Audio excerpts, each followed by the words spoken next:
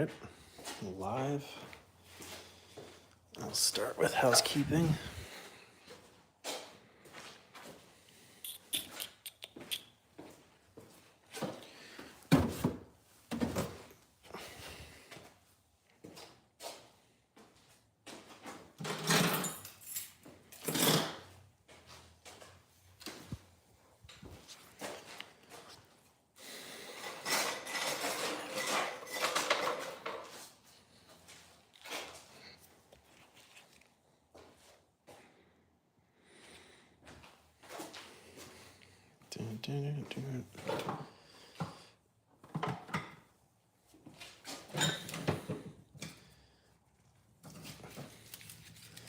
I don't know what half these things are.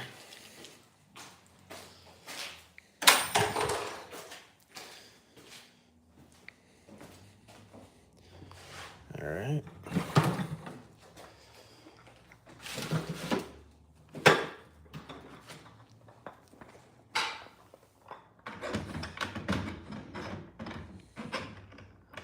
See if I can get that to hook nicely.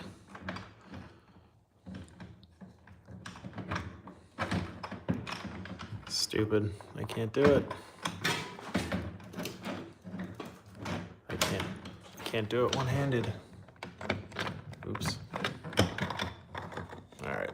This is just a mess. Whatever.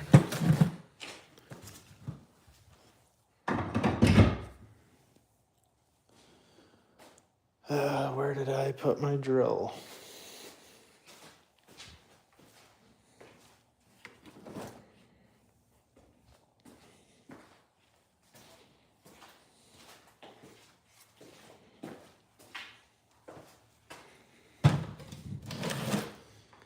Well, it doesn't say anyone's viewing yet.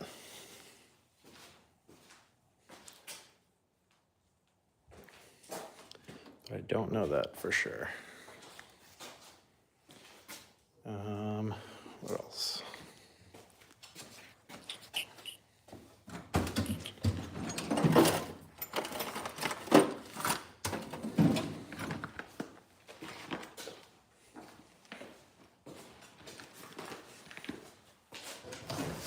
Okay, now it's showing that people are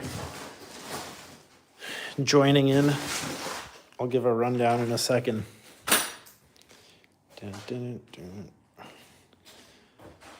Oh. Oh, 6 foot. 6'4". My knight in shining armor. Let me just grab a couple more tools that I'll try and...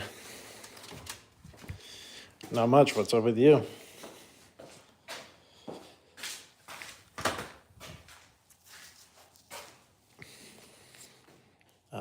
Actually,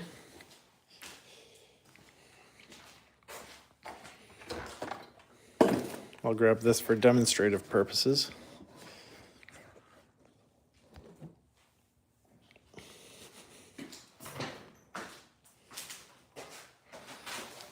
Garage heated?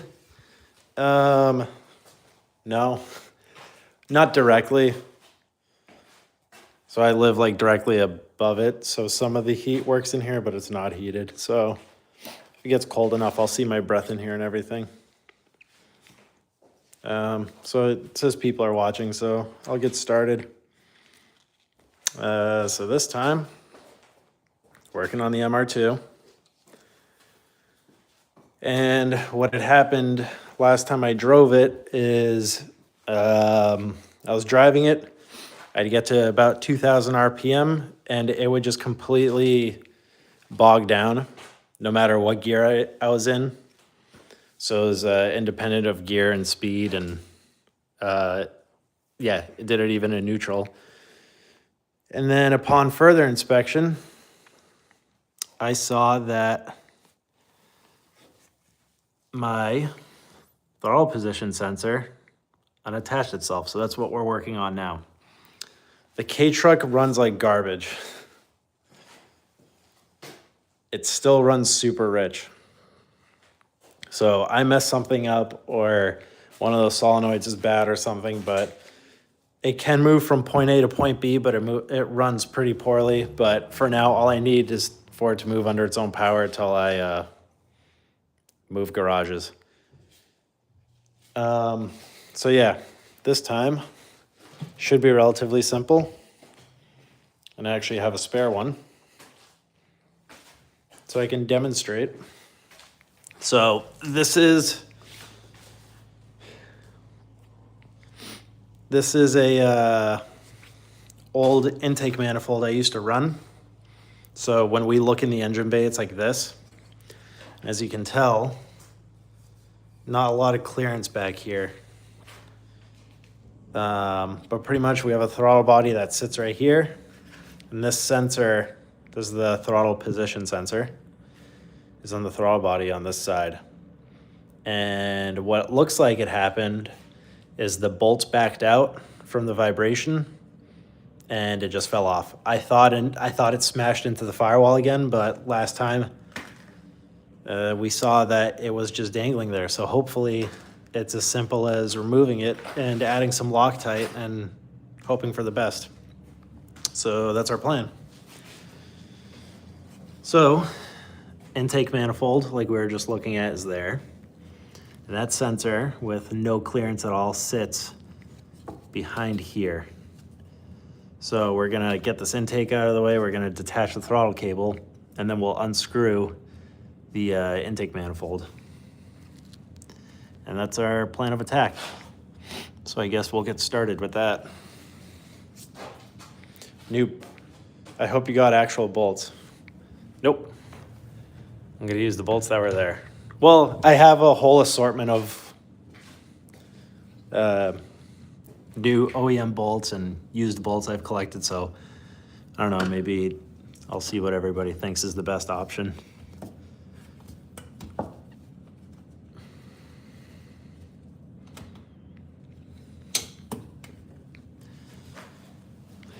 So, famous last words, but this should be relatively simple. Once we get that reattached, we got to go into the ECU and program the new positions. So I got my laptop down here too. So let's get the throttle cable out of the way. Let me prop up my phone real quick.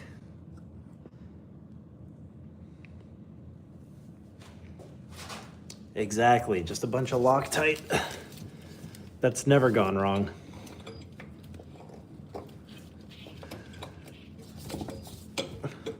So this is the throttle. You just push it all the way to get the slack on the cable.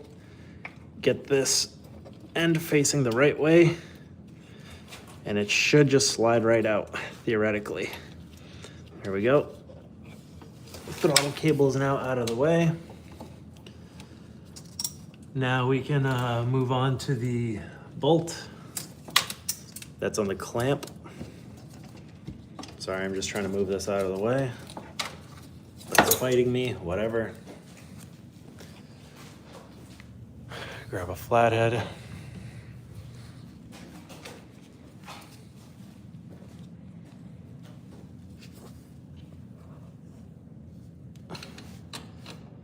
Loosen this up. This intake I hate. I just haven't done anything about it.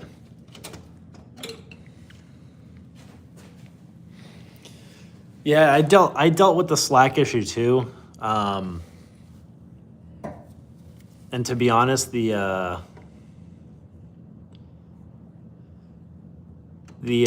one of these bolts is seized, I forget which, so I can't really adjust it too much either. It's really not an optimal setup.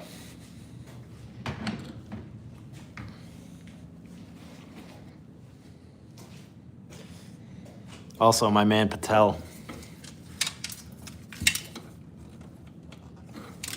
This guy is an MVP as well. There we go. So yeah, mine's just literally flex tube and a bunch of adapters and ring clamps. It's kind of a terrible setup. The only thing it has going for it is the intake is over there,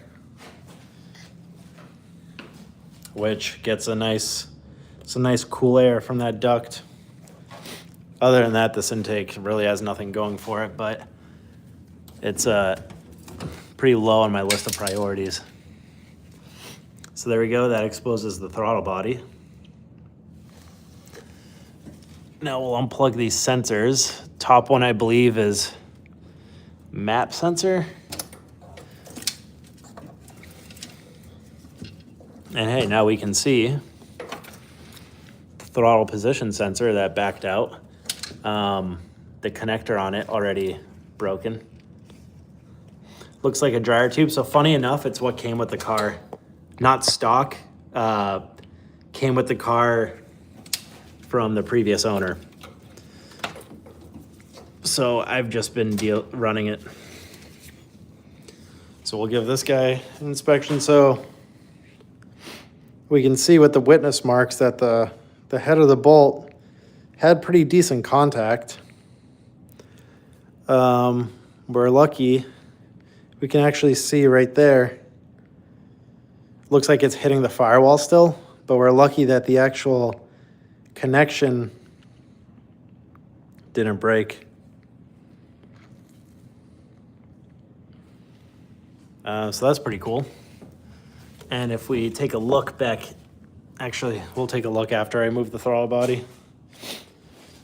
So I'll put this on the floor. Yeah, like I said, I had problems with them smashing. I made a little more clearance.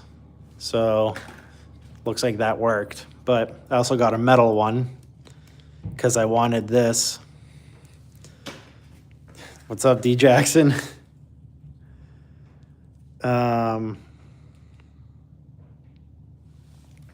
Weird plastic housing. Are you talking about this? No, I got an aluminum shrouded one because I wanted something stronger. I wanted this to win the fight between it and the Firewall. So I don't know if this was made exactly for this purpose, but I saw a K-series aluminum housing throttle position sensor. I went, oh, look at that. It's exactly what I need. So it is a little bit weird, but it may have been made for people like me. So now, throttle body's held on by 4 hex bolts. So let's go find where those are.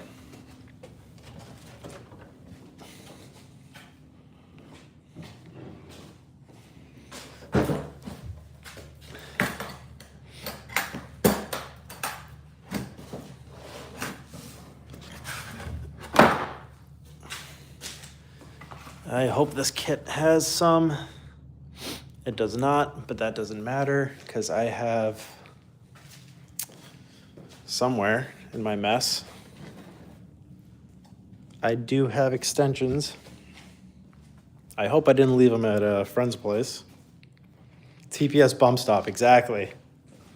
Think of it as a 5th engine mount.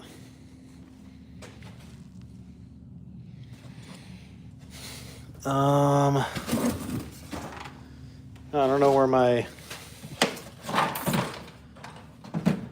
my kit with all my extensions went. I actually think I may have left it at a friend's house. So that's interesting. We'll adapt. I'm not worried. Do I look worried? Because I'm not.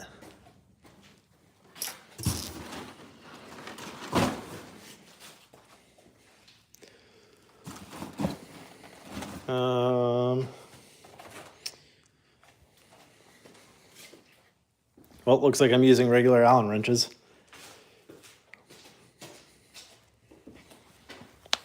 Unless I ran them over when I parked the car. Nope. Huh. Interesting. I don't know where they are. Someone should really clean this place.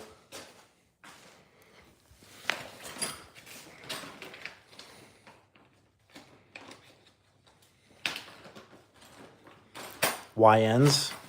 I don't know. YouTube newbies.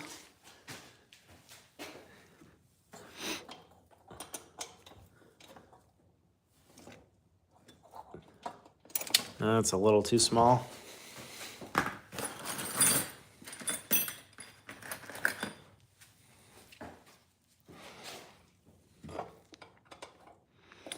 That's too big.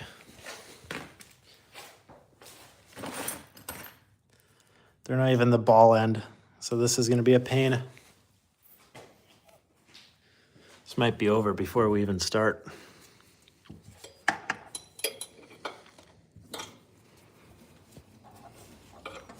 I wish this would focus on the right thing. There we go.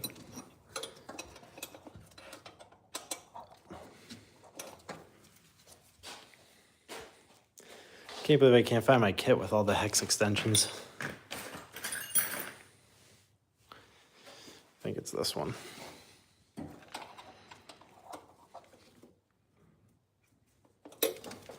Focus camera, thank you.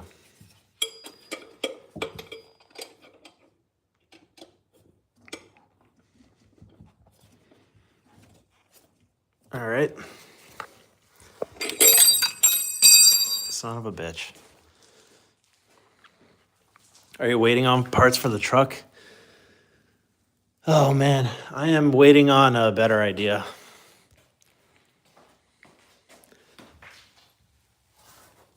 I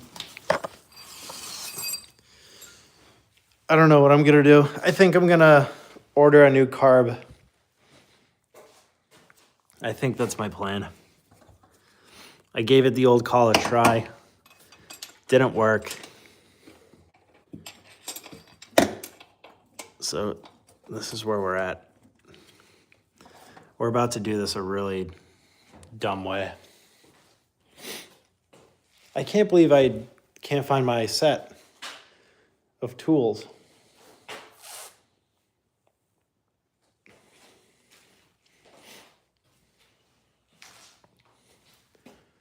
I really thought I had everything here. It's not in the car.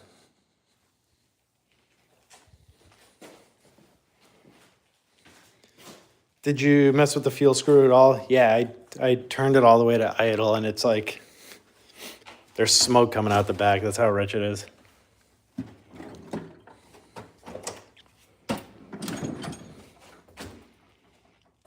I think one of those solenoids is junk or I don't know. Check the drawer. It's not in the drawer. It's in its own separate case. Sorry, I'm gonna prop my phone up for this. And this is gonna be a really bad way of doing this, but you gotta work with the tools you got. Son of a bitch.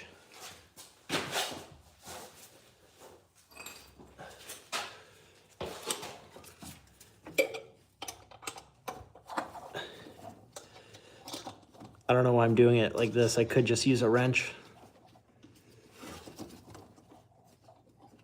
But whatever.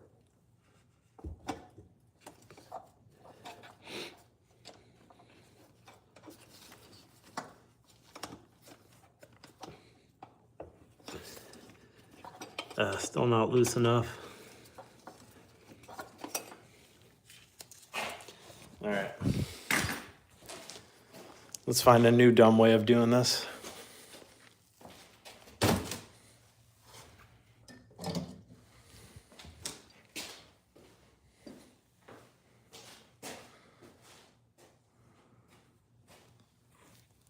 A little bit.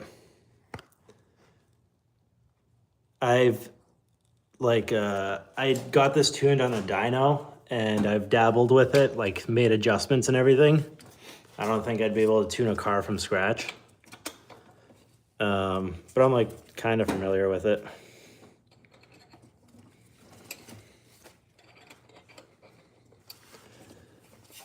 Oops.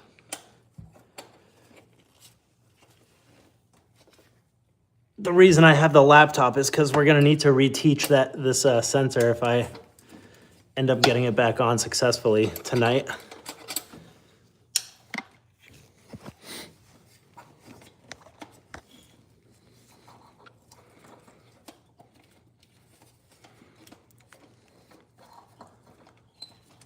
So that's my plan.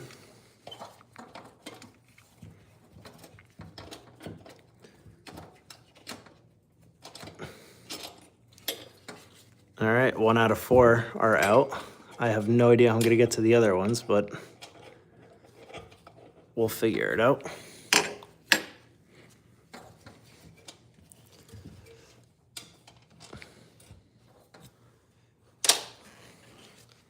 MR2s have this nice storage right here for tools. It's pretty convenient. So top right one, we got one on each corner. We're working on removing that right now.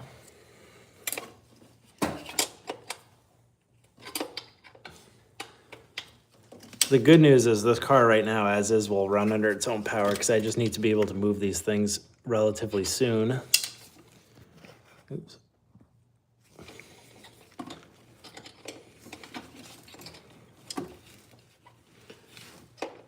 But I had bad luck and we got snow, so all the roads are salty now, so I don't want to drive this thing through the salt, but might have to.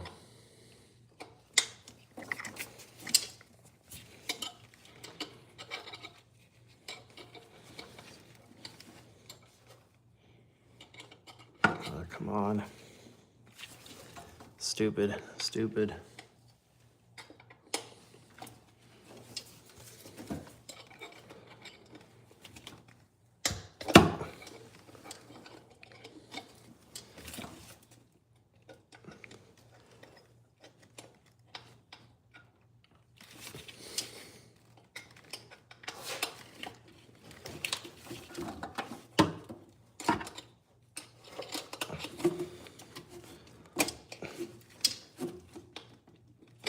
I'm sorry, this is in a hard to reach spot, so I can't really, I need both hands to do it.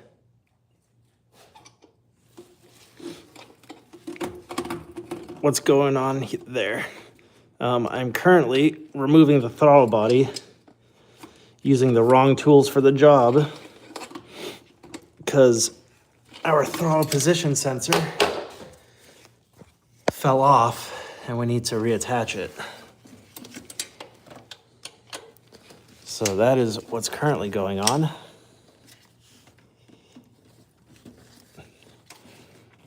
And I can't find the attachment for my socket, so we have to do it the old-fashioned way, which is tough. Oh, can see what you're working on, big picture. Not exactly sure what you mean by big picture.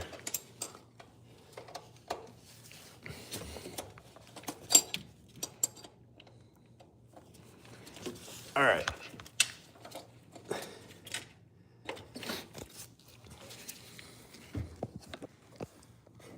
Trying to give you guys a good front row view here. Front row seat while I do this.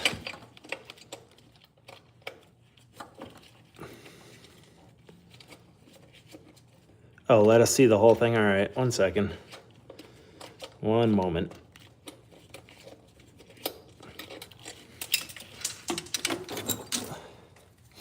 All right. Big picture. Throttle body, attached to intake manifold, attached to Honda K series, attached to MR2 Spider. So that's the big picture. I dropped a bolt. I heard it hit the ground. Yep, there it is.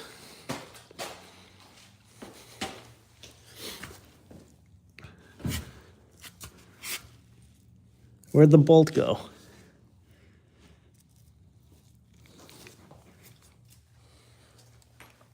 Oh, I got it. MR2 Spider attached to all of our hearts. Am I right? All right, so that's 2 out of the 4. So we got this bolt, that bolt. Now we got to do the ones in the back, which, No, it's not lost in the frame. I got it, luckily.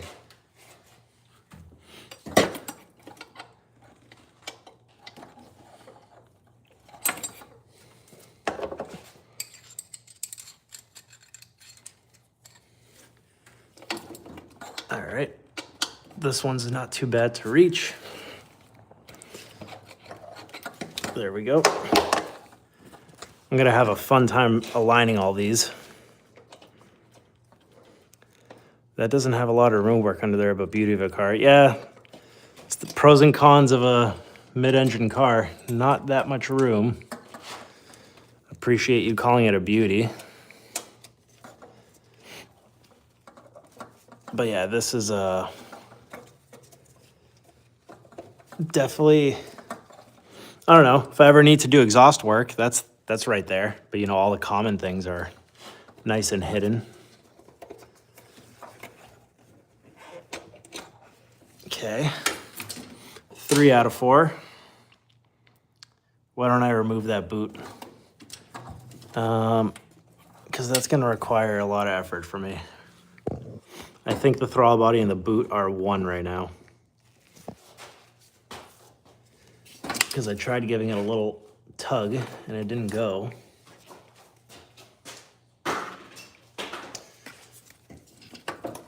It's okay, we got 1 bolt left, we can do it. I just gotta find it.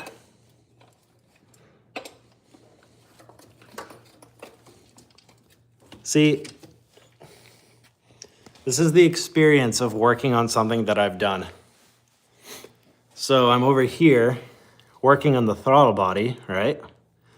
And then I look down there and I'm like, huh, that's interesting. Maybe it doesn't come across on the camera, but it's not tight at all. See? I leave myself little surprises all the time. Now, what does that attach to, and is it loose? Persevere, brother. I am trying to persevere. Thank you for the encouragement. Oh, you son of a bitch. The hardest part is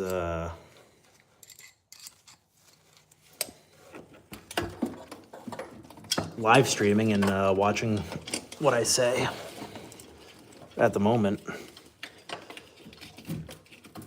But yeah, perseverance is required because this thing fights me at every step of the way.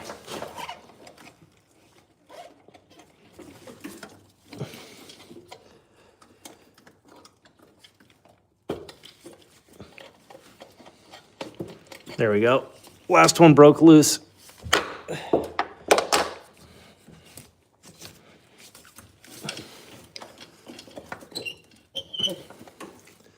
There we go. I can give you guys a better angle.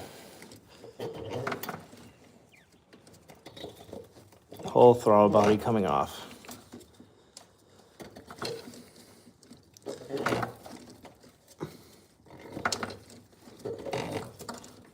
Doing this is going to be, tightening it is going to be a nice adventure.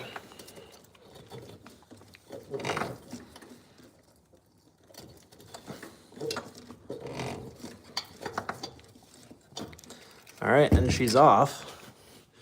I'm gonna put you guys back down again. There we go. Let's not lose that last bolt.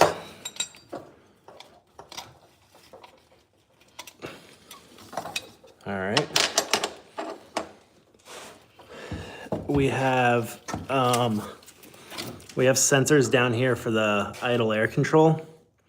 A lot of people in these K series end up deleting this, but I just couldn't get it running okay without it. So I ended up running it. This is a pain.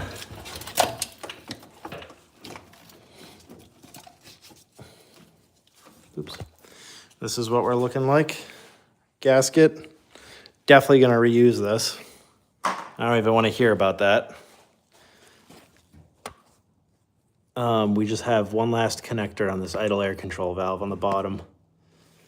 And it's just a mess of spaghetti and I can't reach it easily, so there's no good way of recording this. And I apologize for that.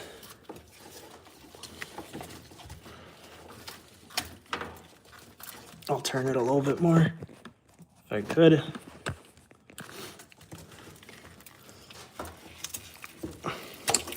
There we go. Oh, that hurts my back. All right. So let's recreate the situation for the visual learners out there, because I have accumulated so many spare parts that I could rebuild the car for you on a nice diagram.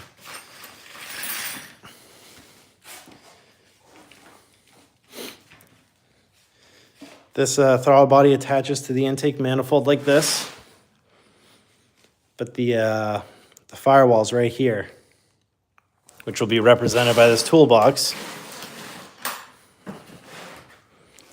as you know, accelerating hard or any sort of rapid change in acceleration occurs, the whole motor shifts like this. So you get this guy hanging off the back and it hits the firewall. Looks like I'm not hitting it too bad, only the corner now. It used to be a lot worse. Our issue this time seems to be that the bolt's backed out. So, one, let's all pray that these threads are okay, because these are aluminum threads, which this one looks a little rough on the entry, but we'll test it out with a bolt now. Also, I never quite understood why this has a gasket. Maybe it's just for vibrations or something. But we're gonna run a bolt through them to see if the threads are okay. So, this is the bolt I found that was left. And the other one is just missing, so that's probably been out for a while. Just the one. Second one, I'm sure, is somewhere on the highway. All right, so these threads, nice and smooth, perfect. Great.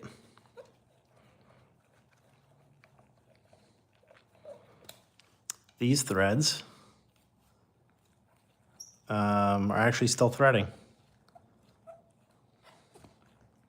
So we lucked out there. Looks like they backed out and didn't completely destroy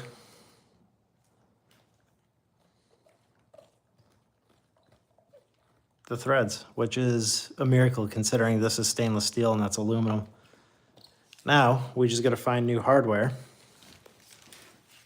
Before we do that, right there is what I was talking about. So the whole engine shifts a little bit, and we're just banging into that firewall. But this is, these are previous marks. So down here and all that is actually when I used to run this manifold. This is a RBC, stock Honda RBC manifold, which is the one they say flows the best. And this one is actually longer than what I'm running now. Also sits a little bit lower. I powder coated it myself, but unfortunately it was making love to the firewall, along with this vacuum line up here. So then I switched to this Skunk 2 Pro Street manifold, a little bit shorter runners. The plenum's bigger, but now I have much more room. And I think it's been better. I know we have a bit of a mark here, but I'm not too worried about that, considering the only witness mark we have on the throttle position is just that right there. Clearancing the firewall is not an option. It's definitely an option, and I did it. I just didn't do it enough. Like, you can actually see when I pulled the motor, Those are my Sharpie marks of where it's at and where I was gonna sledgehammer it. And these kind of like dull marks are from me using the sledgehammer. But this like wear on the paint, I just didn't do it enough. So yeah, it is an option. Some people even cut the firewall. I don't want to do that. And to be honest, I think now my expensive engine components have done the sledgehammering for me enough that I have the clearance I need. So I'm not too worried about it. That being said, let's find hardware for this guy. So I'm going to take my nice hardware. I know it looks like a mess, but I know exactly where everything is. Except for the tool I was working on or looking for earlier, but that's a special case. So these are OEM Honda bolts that I've ordered for different reasons.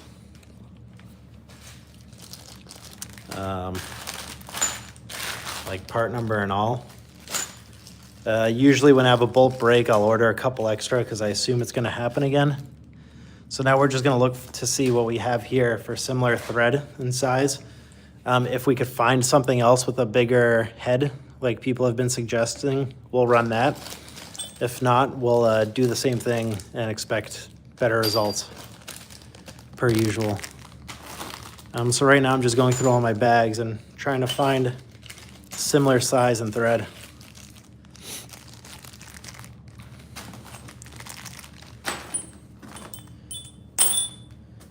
Because the amount of bolts I've broken, you would not believe. Since that fell off in this last ran, what did it do? What do you mean, what did it do? Like, how did it behave when it fell off?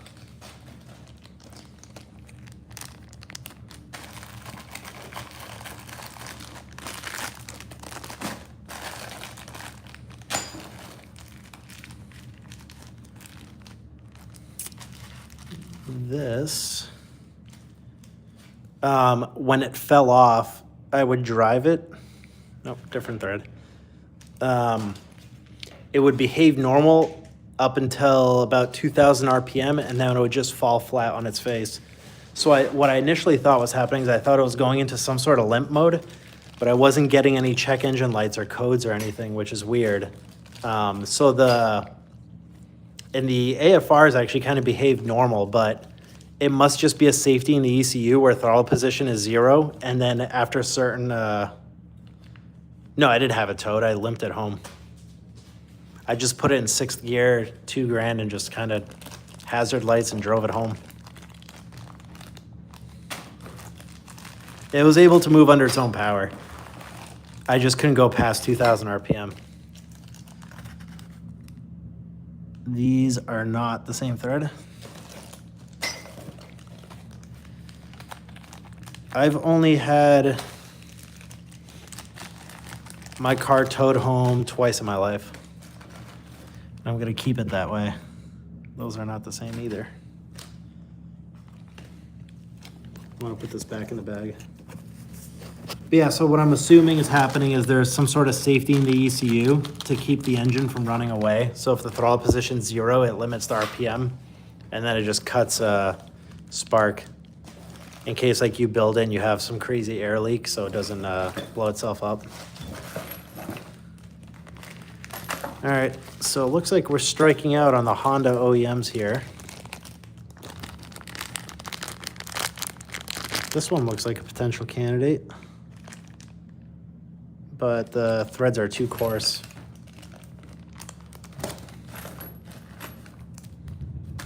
So we're gonna go into the second box, option 2.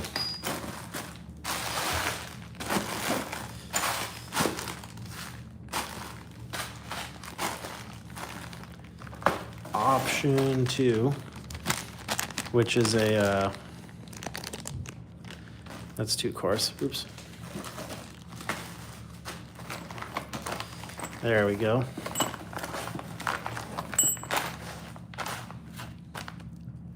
I think I got a match there right away. So this was part of a stainless steel dress-up kit I got from back when I was naive, and I thought that how my bolts looked where it was going to be one of my biggest problems back when I was building the motor. Yep, same thread, same diameter. Looks like we have a match. One's a little bit shorter, but it doesn't really matter. Yep, definitely the same thread. So,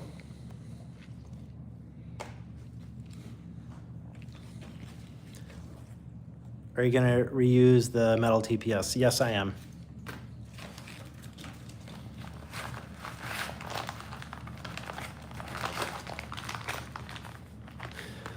I sure am, because why not? I believe this only fits one way, so I can't really get it wrong.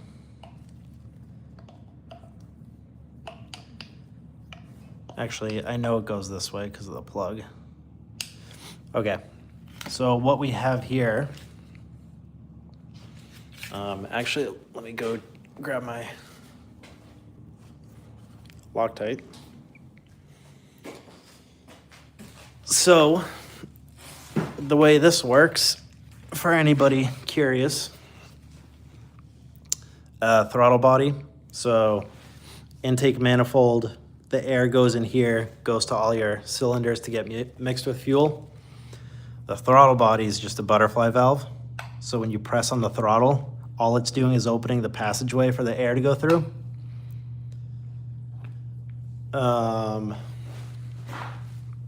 Now, the way the car knows how much you're pressing the throttle, or one of the ways, is this valve has this keyway here.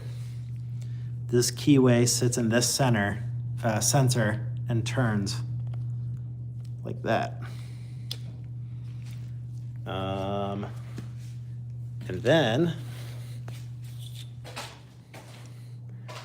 if I have a marker, I had a marker at some point. I have a whiteout pen.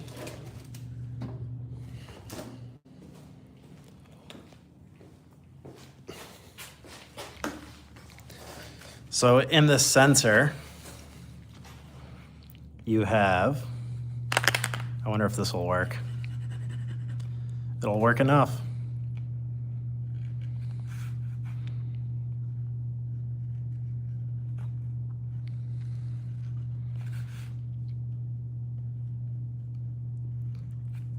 So you have an input here, right? This is where the signal is. So this round part is actually right here.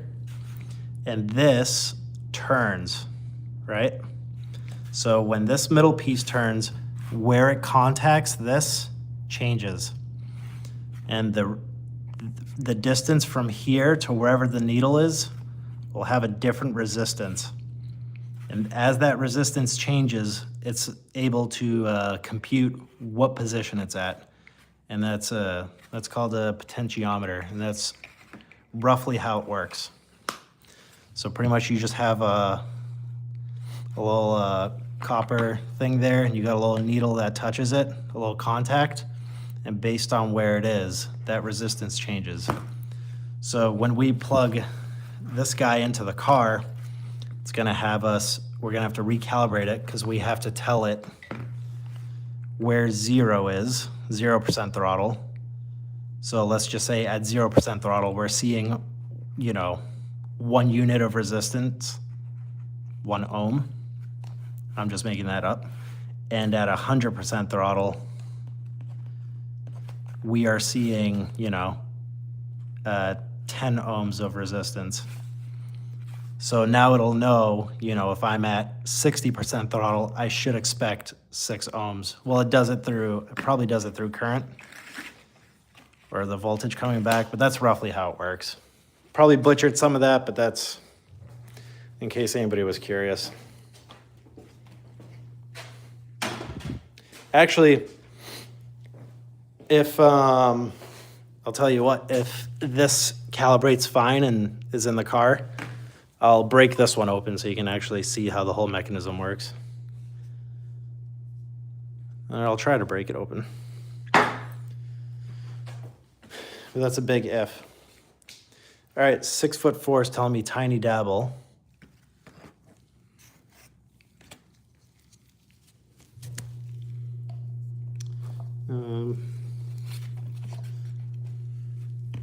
Hold on, let me get the camera set up here. There we go.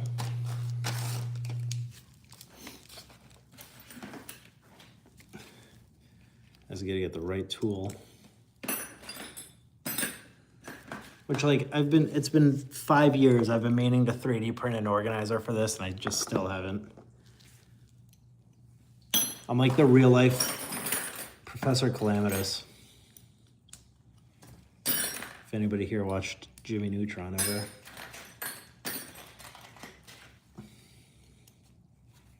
All right, that's a fit.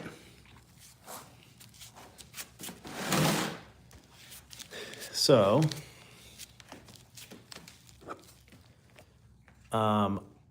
what we're gonna do is we're gonna fit our sensor on. So you'll notice too, oh, maybe I should have a little, I think I have another one of these little gaskets, or I may have just thrown it away like an idiot. I think the ladder, as in like literally 2 hours ago, I think I threw it away. Yeah, it's okay, we won't run it, but we won't tell anyone.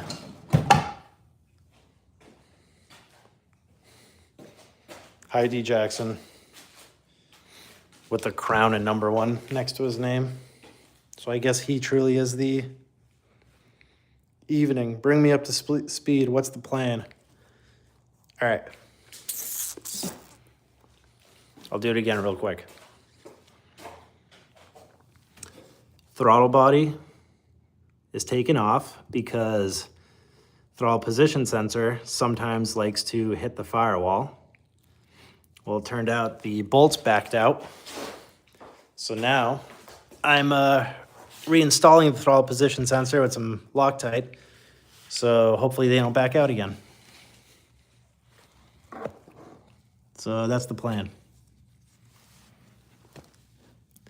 That is currently where we're at.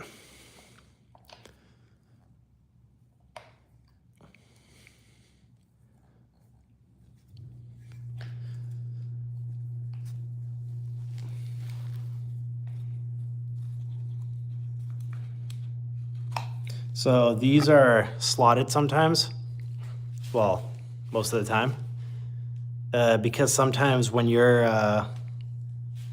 yes, it's a MR2 Spider that is K-swapped.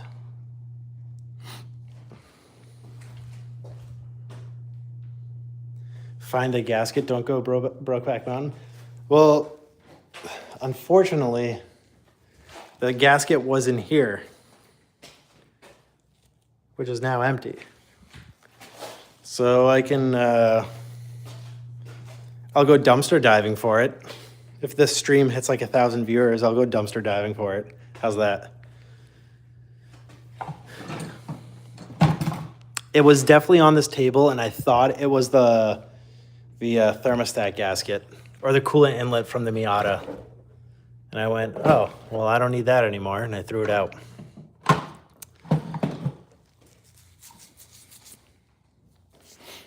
Thank you.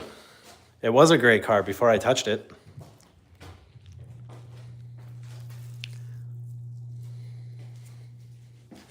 Great car in it. The only other place it could possibly be is up here. I'd 100% threw it out like an idiot.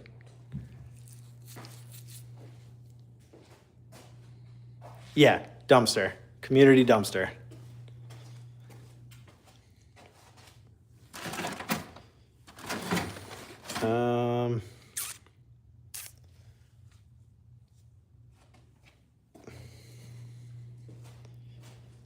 Yeah, I definitely don't have it.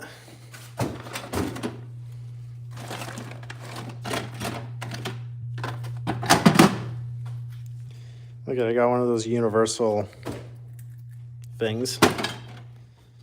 That was one of those gifts I had to act excited for. Do you have a gasket making kit? I do have Man, I'm just full of excuses. I have gasket paper somewhere, but I'm in the middle of moving, so I think it's packed away in a box. It's okay. We'll survive. Gaskets are a myth anyways. Gaskets are a myth. I have so many gaskets on this car, and look. It still leaks. Gaskets don't work. They just don't.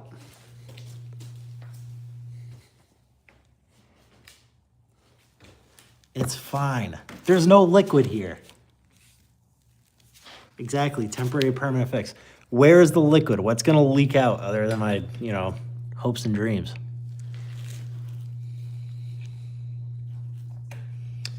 Anyways, as I was saying before I was rudely interrupted about gaskets, these guys are slotted sometimes because what you'll find is that when you're at 0, sometimes the sensor is stuck reading 1 or 2%. And then likewise for 100, it might be reading 98 or 99. So you might be at the end of this travel here. So you need to kind of change it. I'm just gonna align it with the old marks because I never had that issue.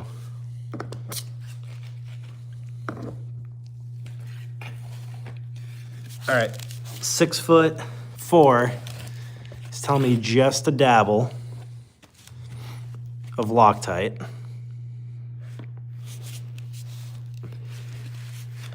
I'm doing this on the floor of my garage.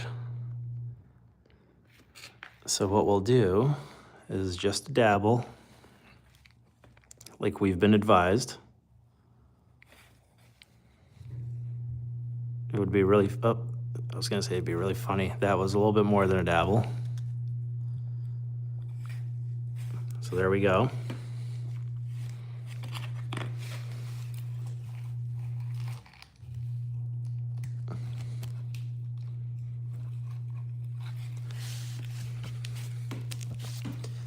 This thing's gonna be hanging on by like, I don't know, 5 or 6 threads there. Perhaps, maybe I should try to find a longer one.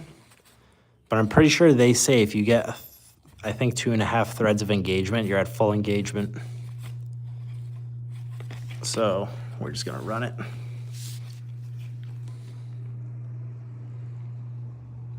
We'll do a little dab again. Oops, more than a dab. What can you do? Good thing I'm never gonna have to take this off again because this is gonna work. Oh, we got an issue. This is not long enough. Should have checked that before, huh? So, oops. Let's get this guy tightened up.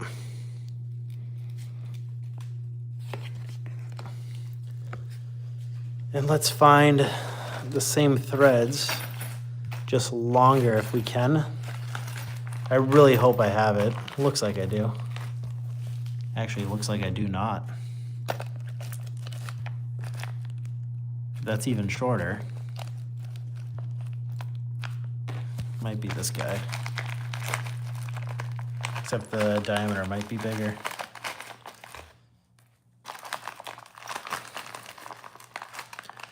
Oops, jumped the gun on that one.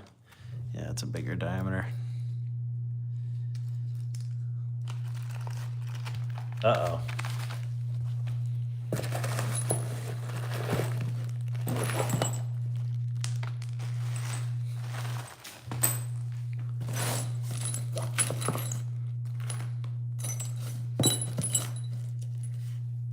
These are all too thick. We may have gone a little too deep here.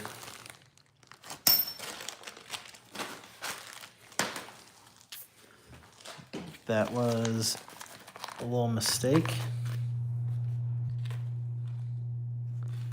These are not the same threads.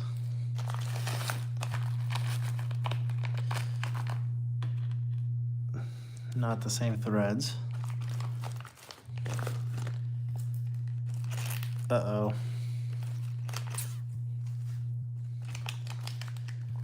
Closest hardware store. Well, it's 8 p.m., so my options are limited. All right, we're gonna break out what I call the desperation box.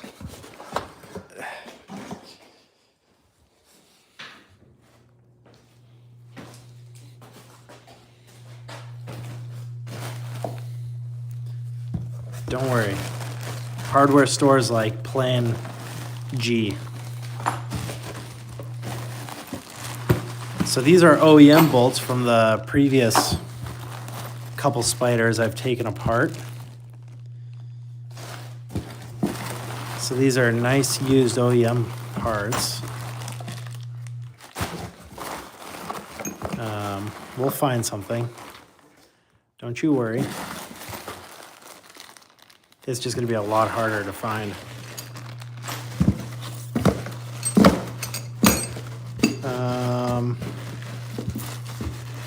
Except these are all giant. See how organized I used to be? Look at this. Power steering. I know exactly what it is. Everything was labeled. Look, front engine mount, 17 millimeter.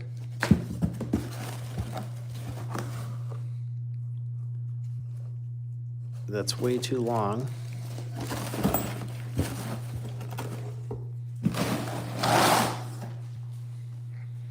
Look at this guy. You might get exactly what you wanted all along.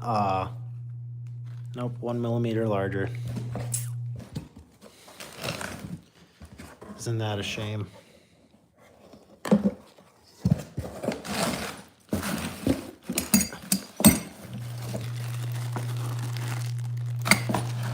The previous bolt's no good. The previous bolt is missing. Previous bolt is somewhere off the side of the highway, I assume.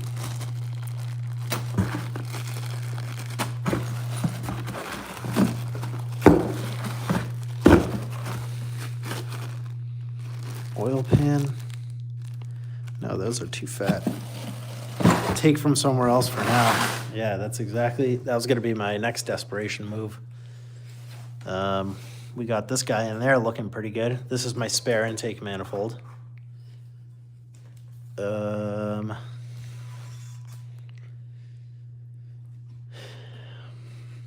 Anywhere else? Let's see what we got here. I think this one might be too small.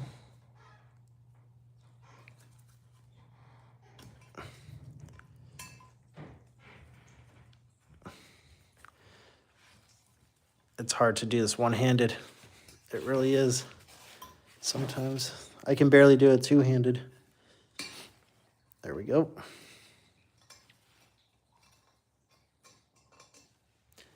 That's definitely not long enough, so we're gonna put that right back. All right. I'm still not worried. Do I look worried? Because I'm not. What is this? First, why am I grabbing metric? Sorry, freedom units.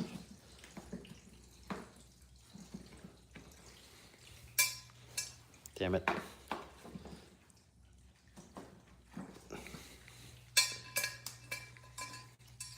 Oh, look at that. I was hand tight the whole time. I didn't even need a thing. That looks like it's too fat.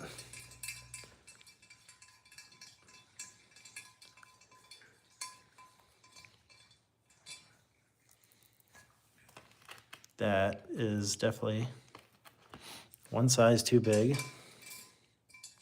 Come on, Honda. Standardize. Even though it's not Honda, it's all aftermarket parts.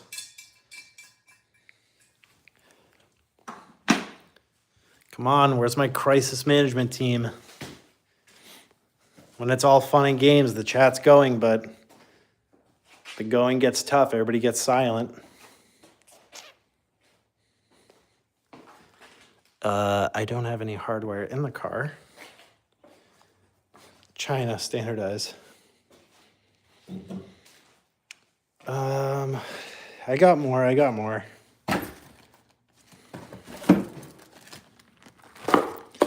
What do we have in here? Those are not it.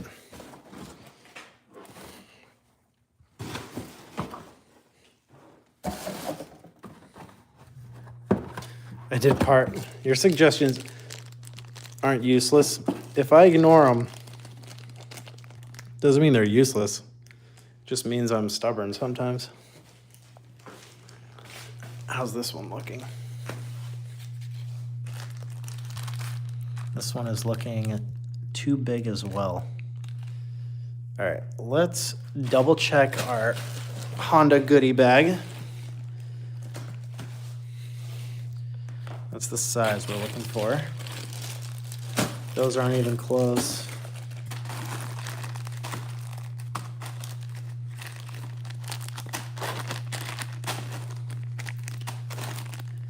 You would think that I would check. Bottom of office chair bolt looks right. You would think that I would check that I have a bolt that works before I do this. I would think. Sacrifice the chair. What office chair? I don't have a chair here.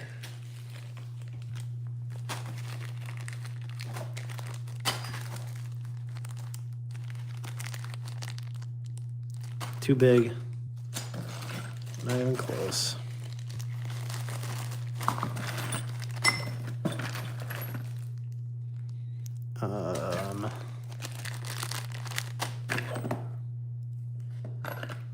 Oh, look at this.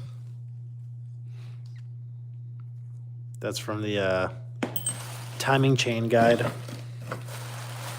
Are there any bolts on the plenum you can steal for now? All right, hold on. Let's back up here. Before we get rash, let's just double check what we do have before.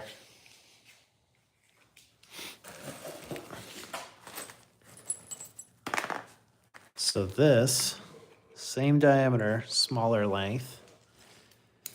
So we're getting closer. It's a bigger diameter.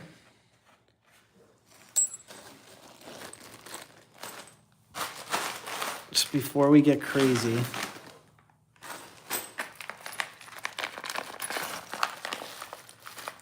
let me double check one more time.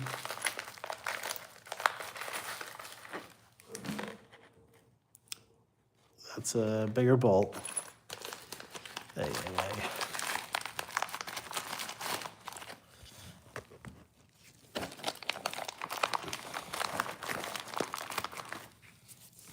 Too big. Okay. No good. No good, no good. What's in here? Not even close. I have a tap set I can borrow. Yeah, I'll just drill it out and tap a bigger thread in it. That'll solve both problems. Then it won't back out. What's the worst that can happen?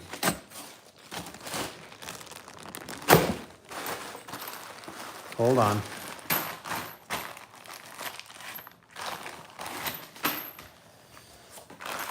McMaster, if you guys aren't familiar, one of the best sites on the web, on the internet.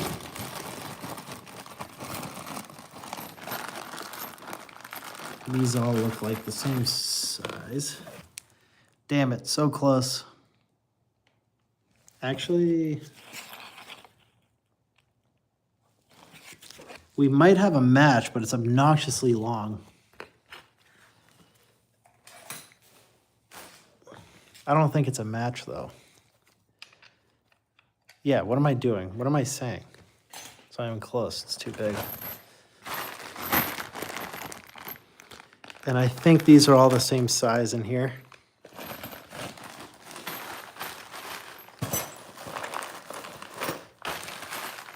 That's unfortunate. That is unfortunate. We'll plow on.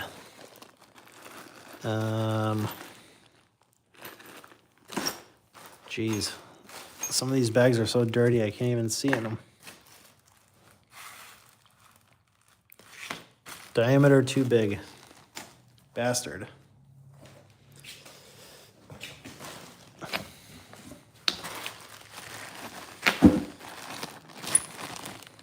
Those are too big. These are seem too big, but I'm gonna double check.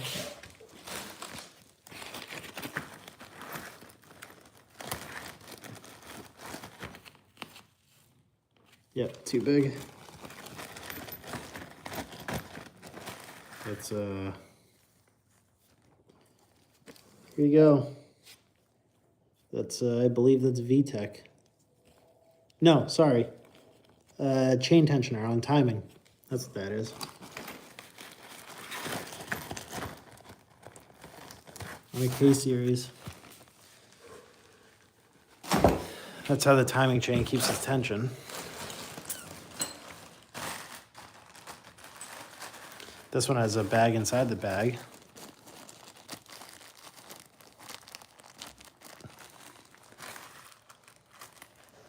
Too big.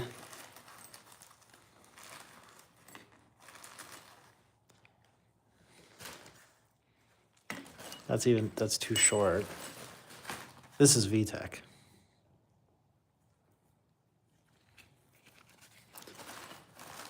Which I'm surprised all these little components don't have smaller bolts for me to use.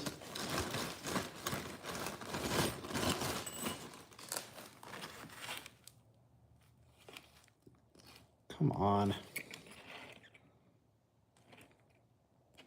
They're all one size too large.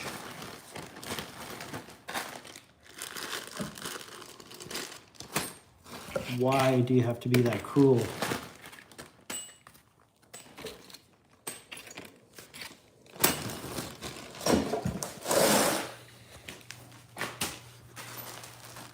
Nope. That's too big.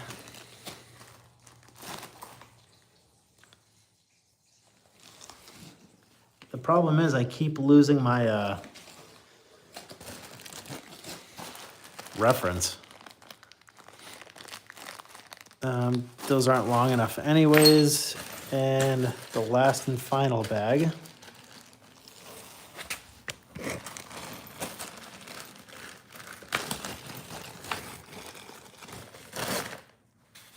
Nope, not even close.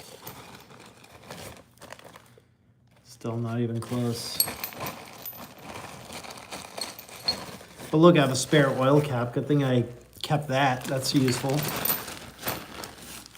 That's good work on my part. All right. Now we get creative. I think we have exhausted our options. So which object in this car does not need a bolt with a size that works?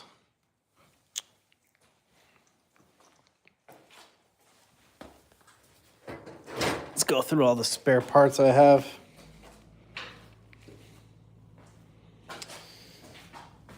Does an alternator, I mean, funny enough, that looks like the right diameter. It's just a mile long.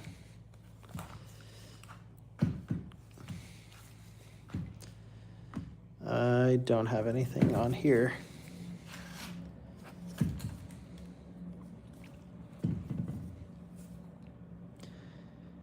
How chunky is the metal on the sensor thingy? Pretty chunky. No, I'm not drilling it out, if that's where you're getting at. Look at that, that's more Firewall love. Another thing that was hitting the Firewall. Damn it, we're close. That's definitely the right diameter, just too long.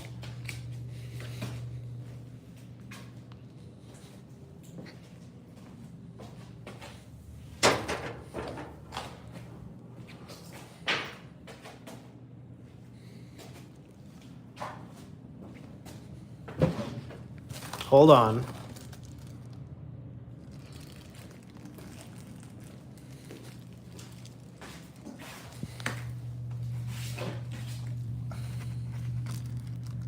No, that's not long enough. Son of a bitch.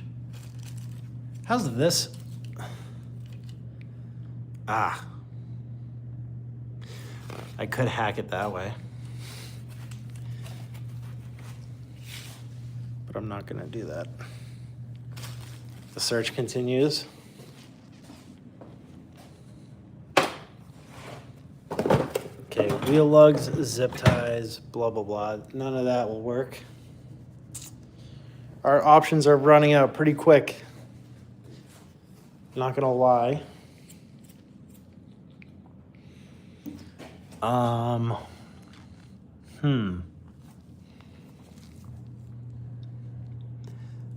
I did not expect this. I didn't think we'd, I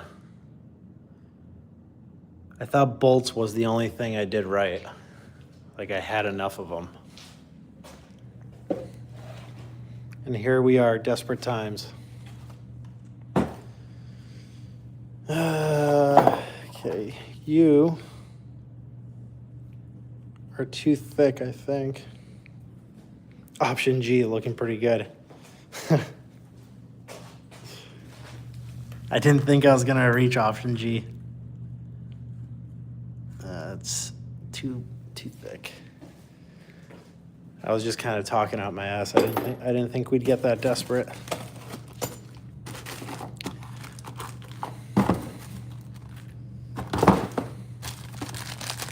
We are. That's not long enough.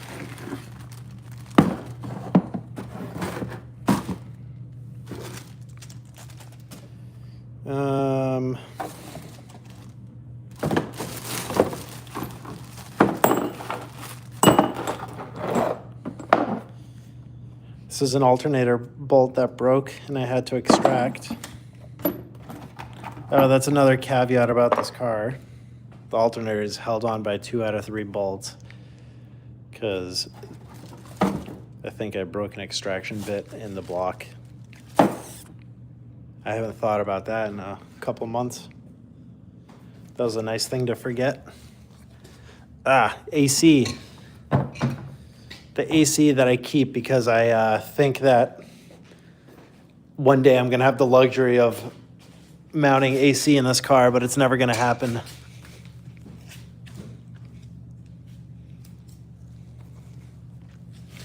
Let's see what we got here. That's a potential candidate. So are these. I think these more so. Oops.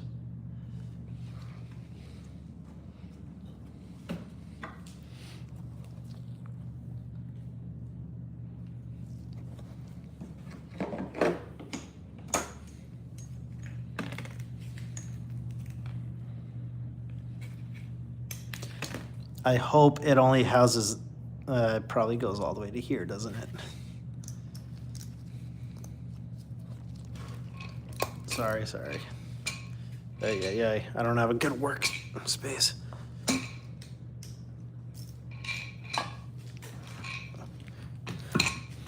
One-handed just does not work.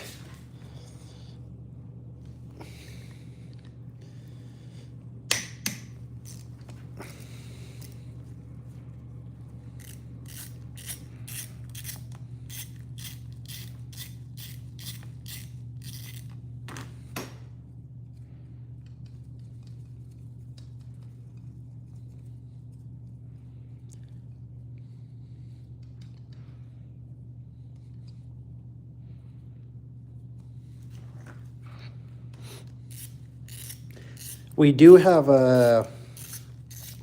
option H. Son of a bitch. Too fat anyways. We do have option H, which is run this guy because it doesn't need nearly as long bolts. And I think that little baggie I had earlier is what came with this. But then I feel like that plastic housing is just gonna smash. We'll spend 5 more minutes looking for viable options, and if that doesn't work, then we're mounting that guy.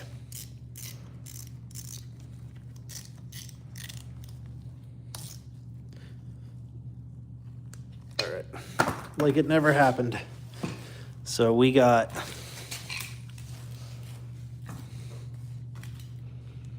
nothing useful here.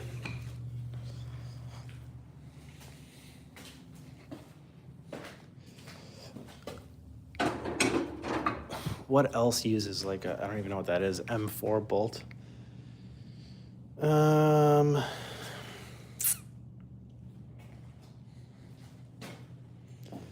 know, I feel like that's our most realistic option.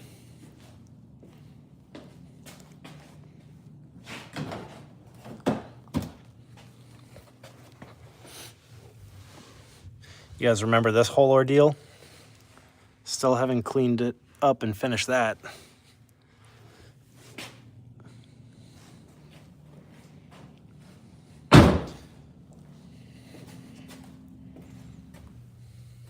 There's the Sharpie I was looking for.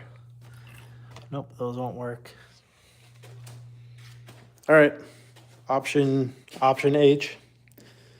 Option H it is.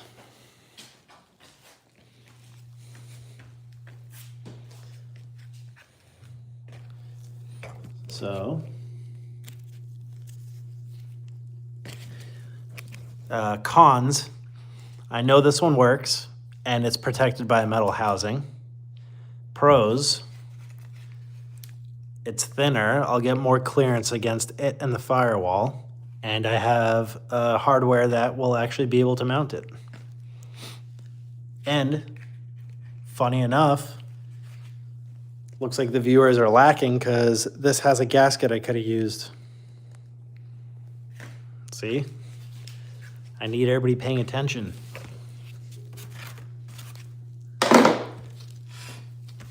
It all works out in the end.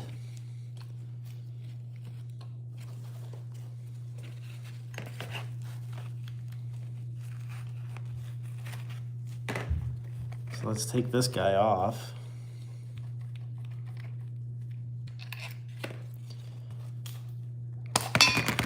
Oops, that was supposed to be gentle.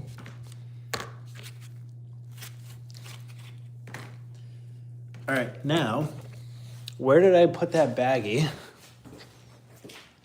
Right here. And this is held on by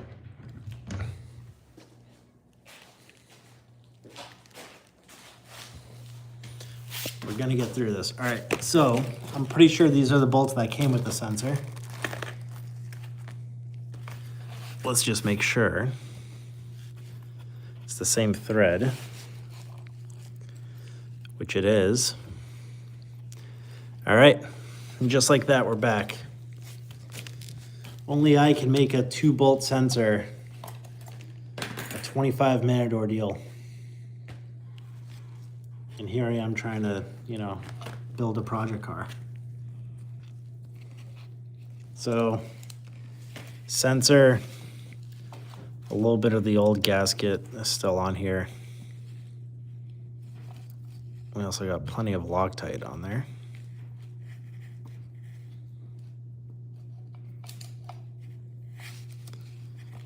That's clean enough. So sensor goes on. There we go.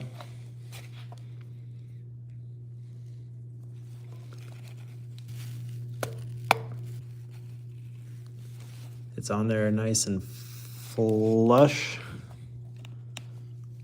for the most part.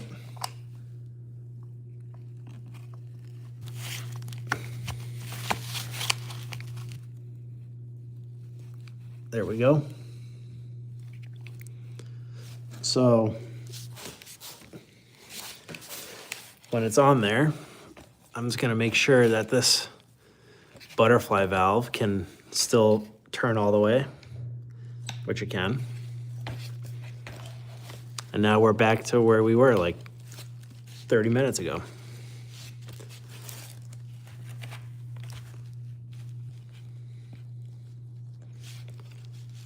So So a little dab of Loctite. That was more than a dab. Oops. But whatever.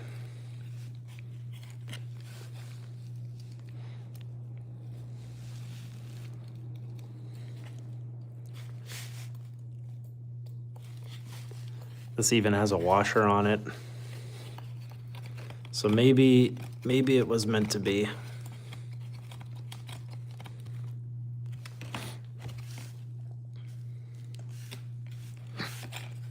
Where's 6'4"? Is he still here?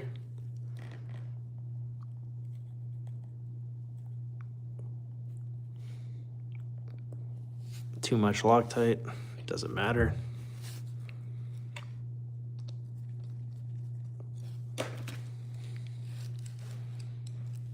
You should be proud. You got your gasket, you got your larger head bolt, you got washers, you got a locking washer, you got everything you wanted.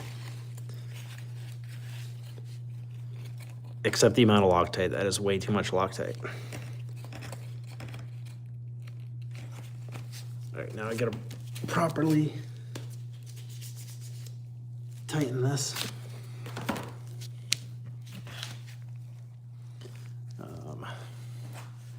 I'll put the camera on this.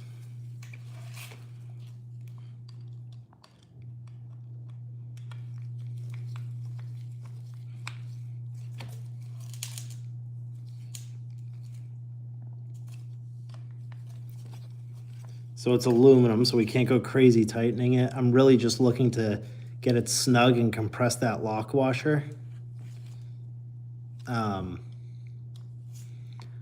But the beauty of Phillips screws is they don't let you over tighten things because you just strip the screw, which is a you know, two-sided street. All right, so this is how we're looking. Another fun fact, this is a bracket that I welded up. You can actually see the weld right there. That combined two different brackets for the throttle cable because the one that came with it that everybody said works did not work for me. But it was the cheapest, most Chinese steel that would not weld at all. So that's a fun fact. So this is custom. I also painted it in the freezing cold, so that's why the paint's like that. All right. Now we install it back in.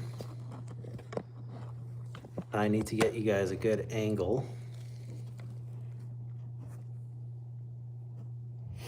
There we go.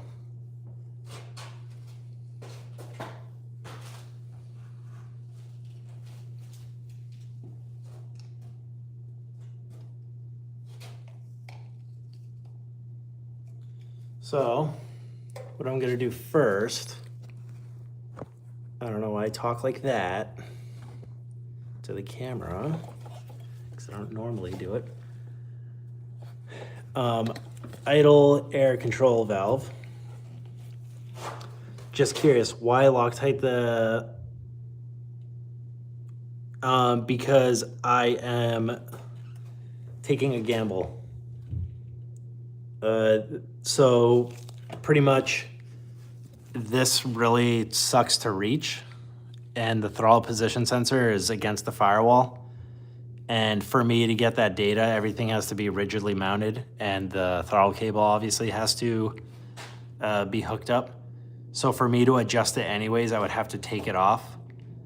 And I know for a fact I need the Loctite because the whole reason I'm doing this is because the bolts backed out the first time. So I'm just taking a gamble and hoping it works okay. So to answer your question, it's, well, it's not a good reason, but I kind of don't have a choice. I do, but I don't.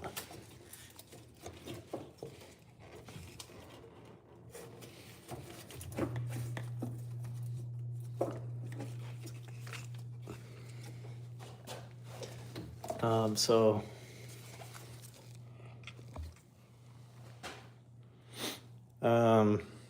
while this is out. This side we're looking at is the atmosphere.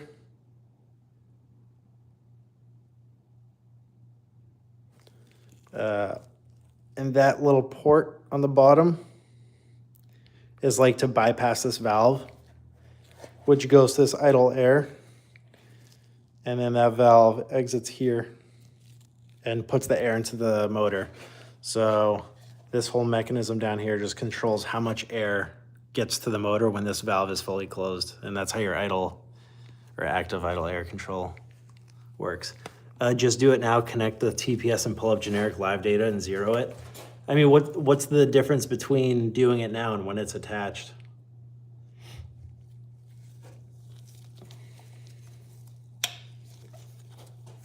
Because if I'm not gonna get a good representation of where zero is, I don't see the gain from doing it now. I mean, I'm probably wrong. So please, if I'm doing it a dumb way, let me know.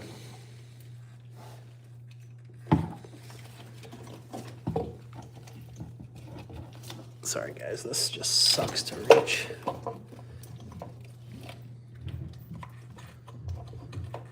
Oh, actually, now that I think about it, you're saying like make sure at least the zero is good.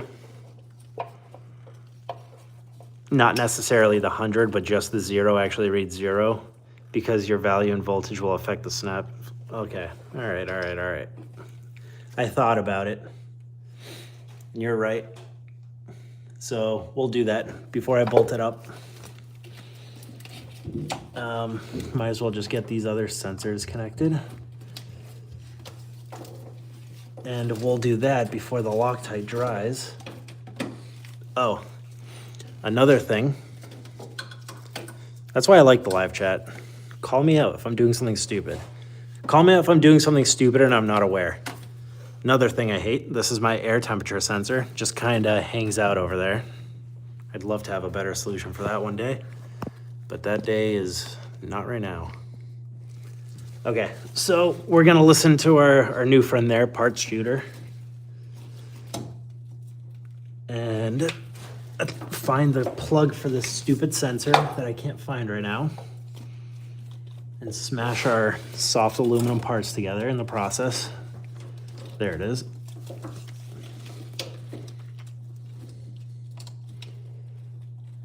And plug it in.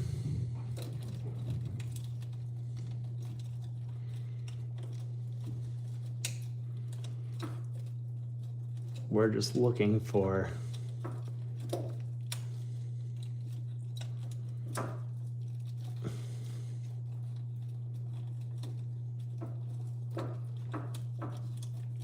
sorry guys, I'm doing this blind. I'm trying to get the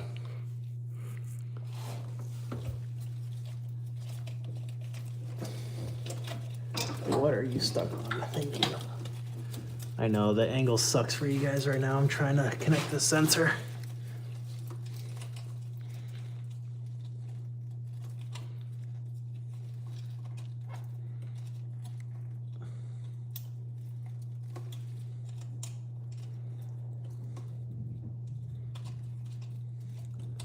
Why can't I connect this? What's going on?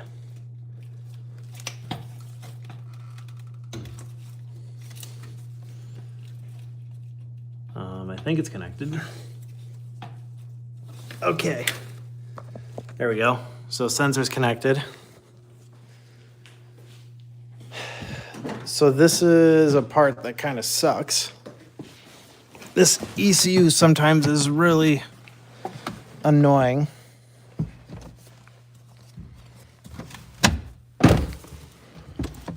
About how it connects. So let me turn this old laptop on.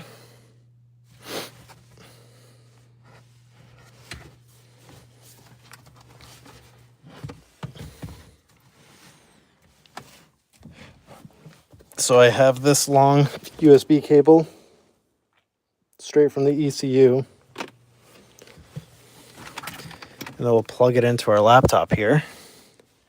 That is not turning on. There we go.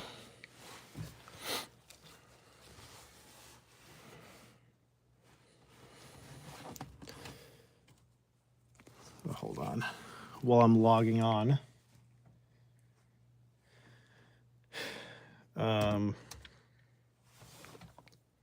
Look at that. This thing has not connected to the Wi-Fi in probably years. And it still annoys me about updates.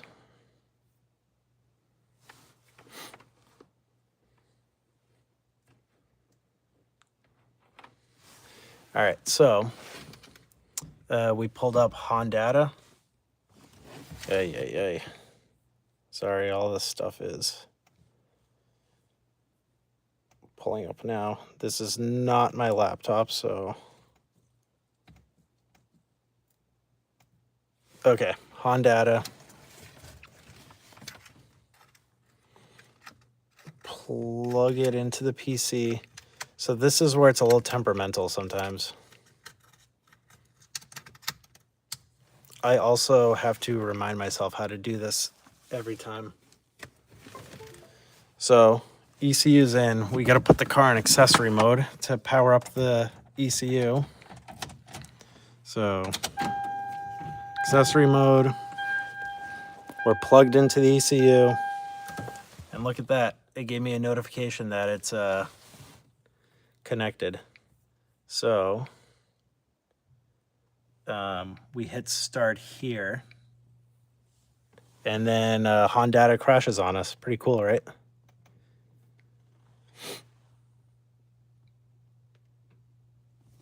There we go. ECU connected. We hit start. So we have live data from everything. For example, the map sensor's reading minus 29 PSI, TPS 112%, even though it should be 0 right now, which makes sense. It's a whole different TPS. Remember that we haven't calibrated 0 yet. So let's see if I can remember how to do this. And if anybody here is familiar with Hondata, please feel free to chime in.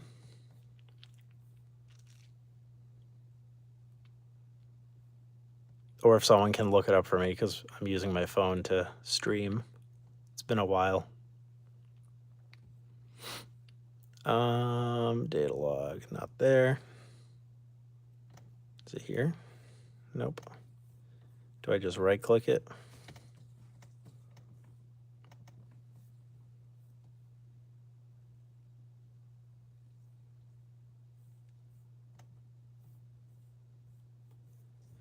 Nope. I don't care. I'm old school, so you're on your own with this. You got to get with the times, my man. It's really not that complicated. I just need to remember how to do it.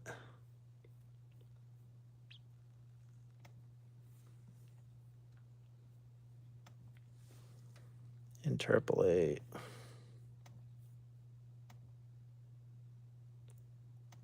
Tables, parameters.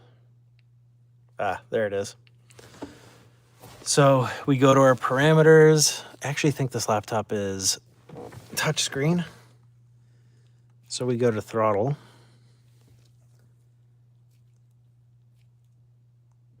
Cool. That's not what we're looking for. It's somewhere here. So when in doubt, just go through all the options. Nope.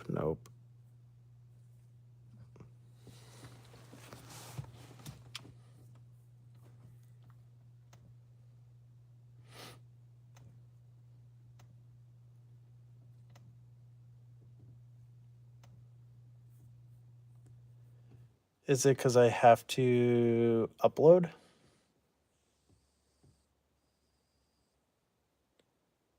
Download.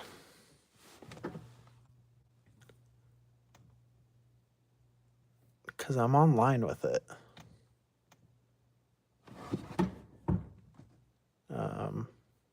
I can see the battery voltage, so I'm definitely online. I just don't remember how to do this part.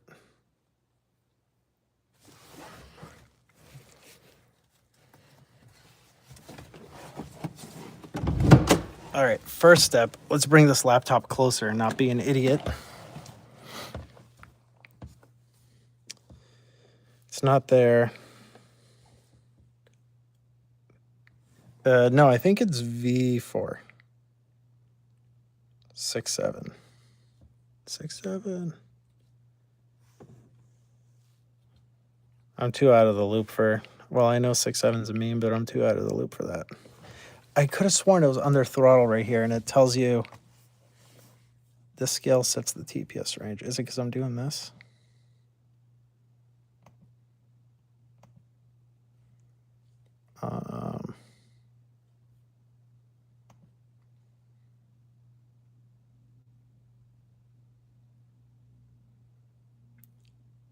Look in parameters. Yeah, that's where I am right now. I'm in parameters.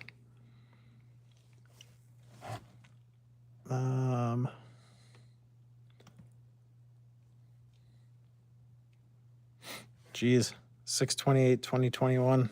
That's when I got this thing tuned.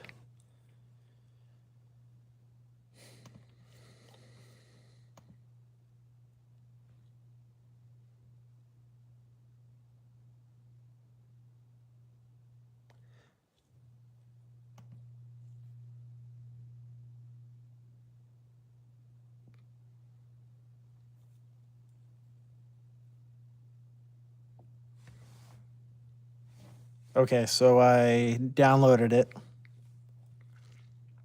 Parameters and scale.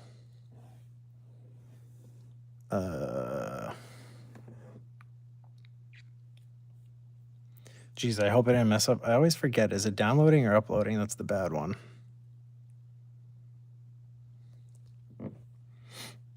Shouldn't matter.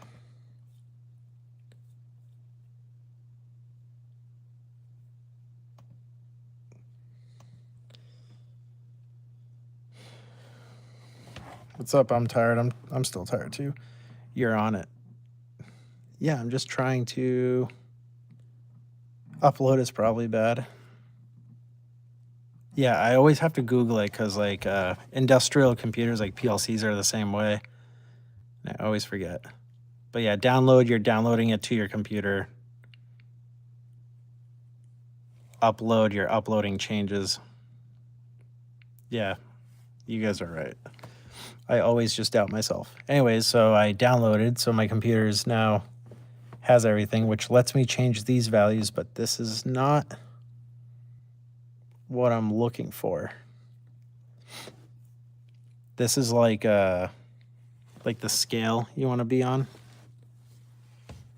Like, why can't I?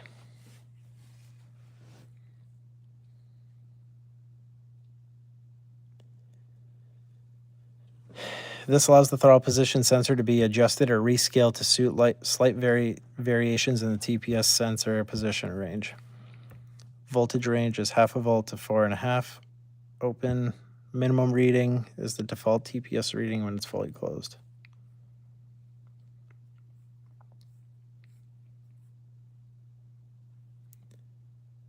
Great, I know what it is, but how do I calibrate it? I know it's not where you expect it to be. I go through this every time.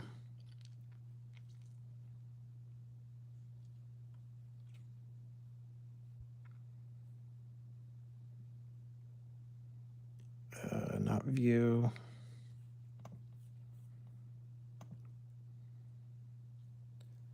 Not analog inputs.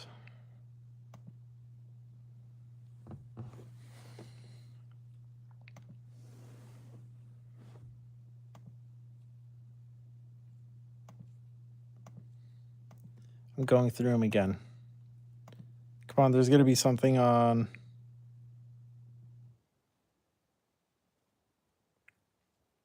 Google. No search for this.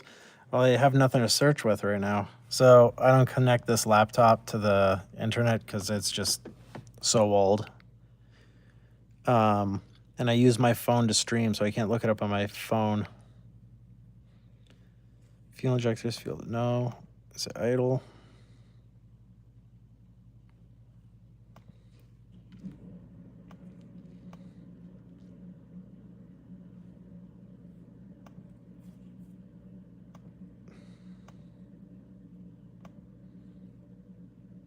multiplexer.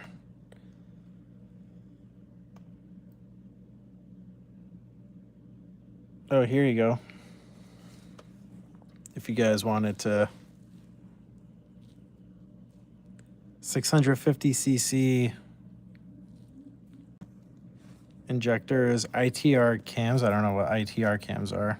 I have stock K20S from an RSX Type S cams, 12.5 compression. And I had 250 wheel horsepower.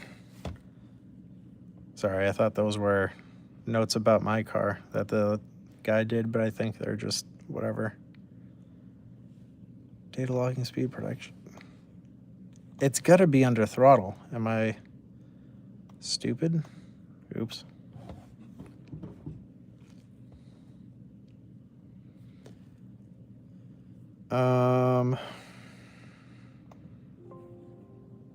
No.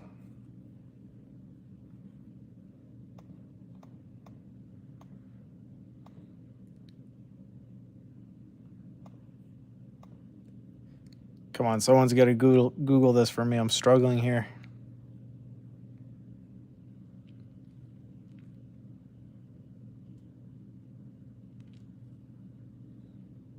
Adjust, interpolate, blah, blah, blah.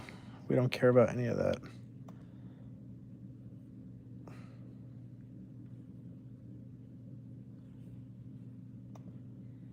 Display, nope, nope.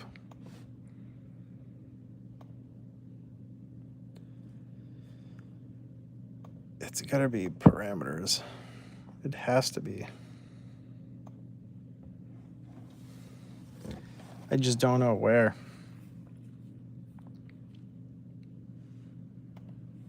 And I hate how not intuitive this is right now.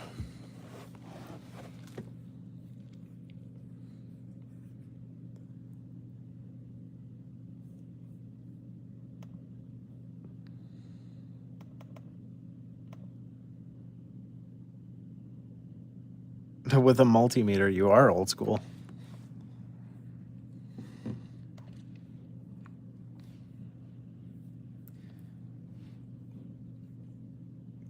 I've done it before. God, why am I stupid? I wish I could remember.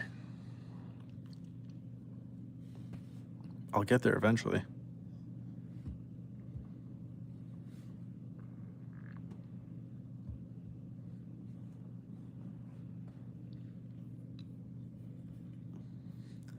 Well, I was saying the 0 may be capable, but we don't know the current range. Like, detach the sensor, see if it's self-zero. The voltage is 0 to 5, so check the clock position.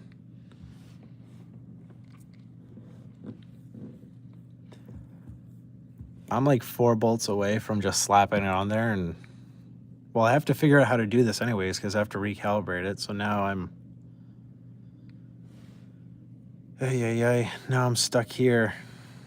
How do I do this? It has to be somewhere here. I've done it before. TPS field moving. No.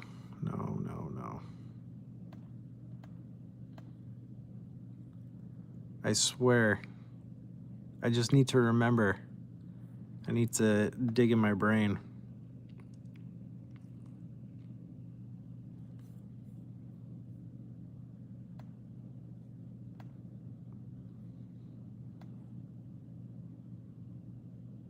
Did you hook it up? I did hook it up. Well, not fully. All right, this is what we're gonna do. We're gonna go back to installing that thing, and we'll deal with this later because it's getting late.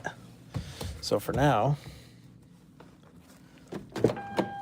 let's go continue what we were doing. We'll deal with the computer stuff after.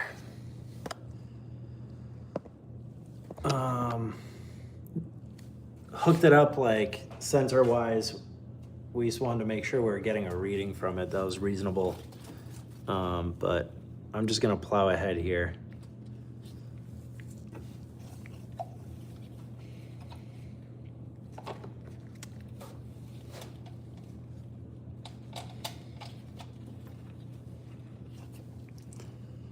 It's gonna really suck to make sure this gasket stays where it should too.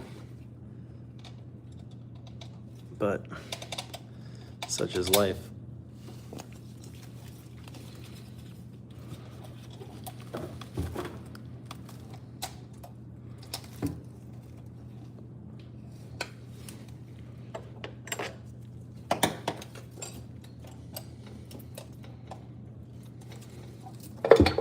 Oops.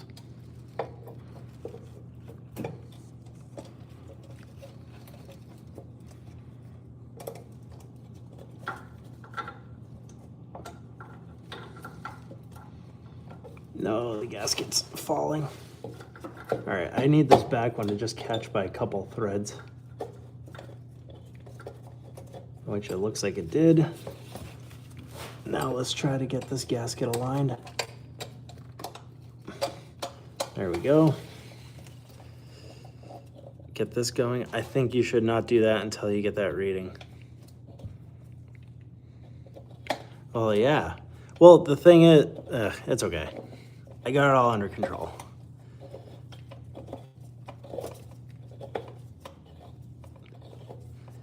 I got it all under control. Don't you guys worry. Because this thing is gonna work first try. It will work first try. This is a long stream. I think the funniest thing, this is the simplest thing I've done, and this is turning out to be the longest one.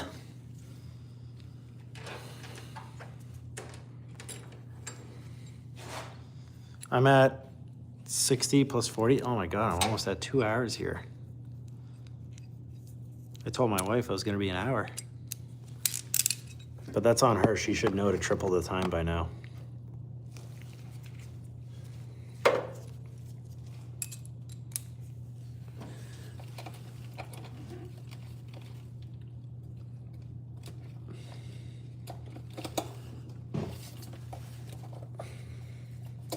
Tightening these fully.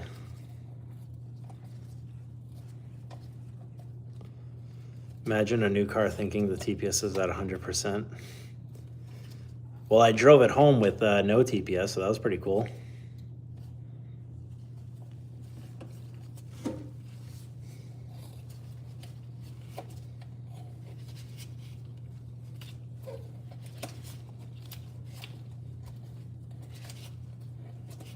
All right, we are 3 out of 4 bolts in place. Now this last one's gonna be a bitch. That's the mid-engine life though. I need to get it, sorry, I have to put my phone down to do it, but I gotta get it in that back corner. So, not the best angle for you guys, but it's the best I can do.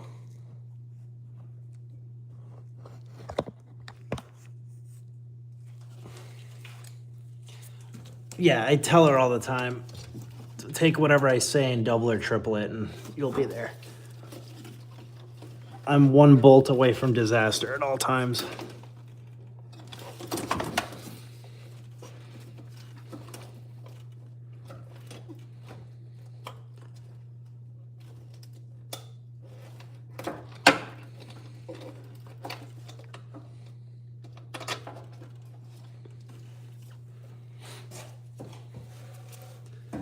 Okay, so new problem, but let me finish getting this bolt in place and then I will discuss the new problem.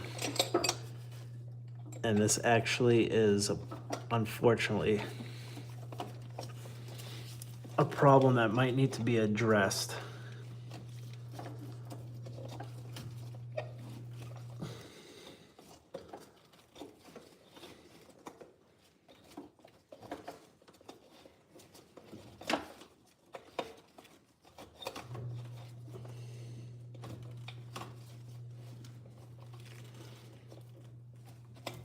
All right, so they're not torqued, but they're in place. New problem. The whole throttle sensor smashing into a firewall.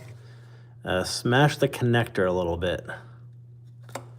So it doesn't really sit on there how it should.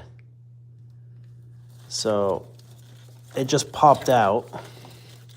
So that's not good. Hopefully I can just force it on and it's not gonna pop out. Also, this is getting caught on something. Mid-engine car, never again. Never again will I get a mid-engine car.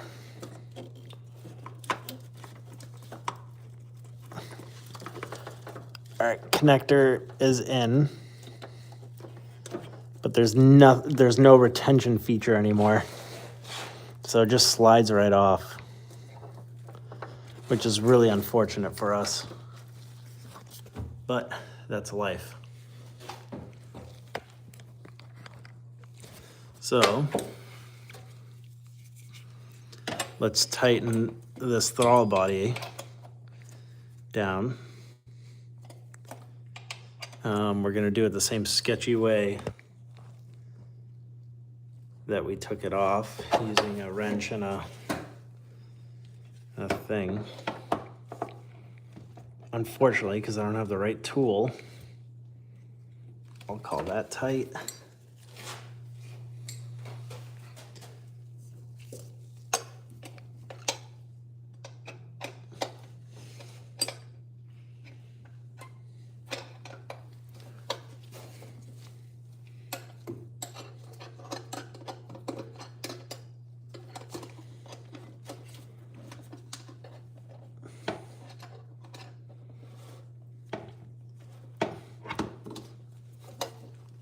This is not tight enough. Good luck, man. I'm just passing through. YouTube Short Live recommended you. Well, thanks for stopping by. Appreciate the help.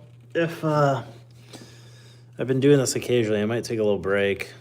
And I also make shitty videos if that interests you. But I appreciate the help. It's actually pretty fun.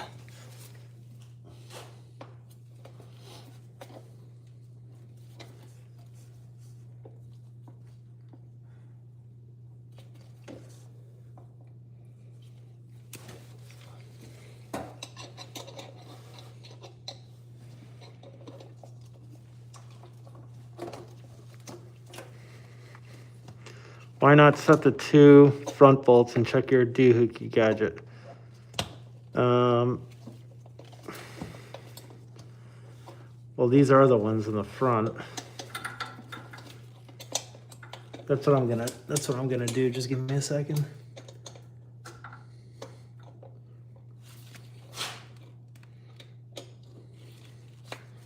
I just want to get this one tight.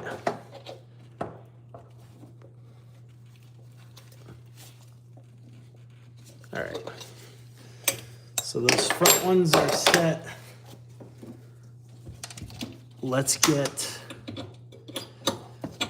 this back on here.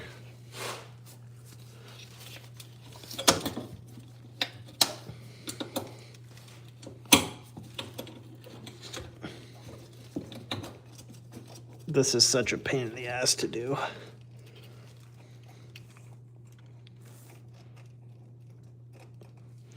I'm attaching the throttle cable now,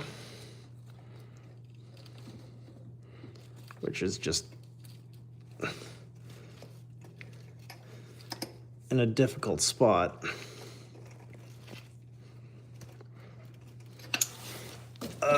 And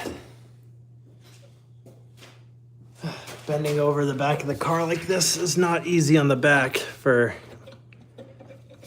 extended period of time. So let's try that again.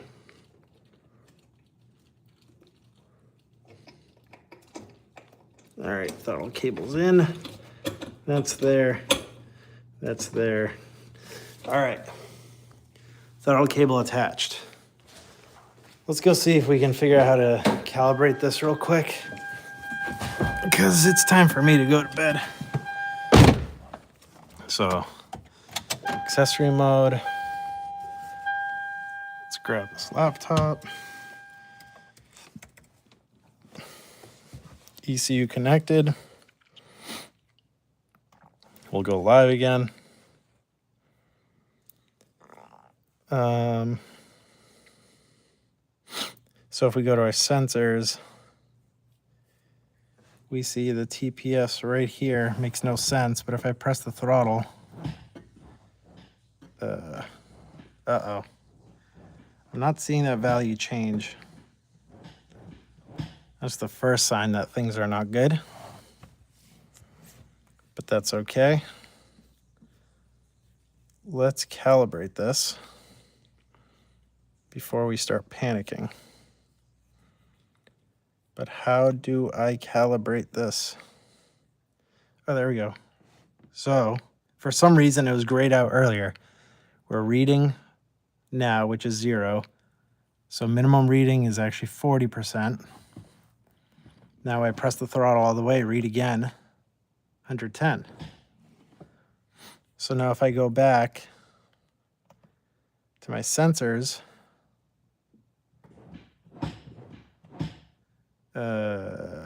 still not getting a reading there, but that makes no sense because when I calibrated it, they got 2 different readings.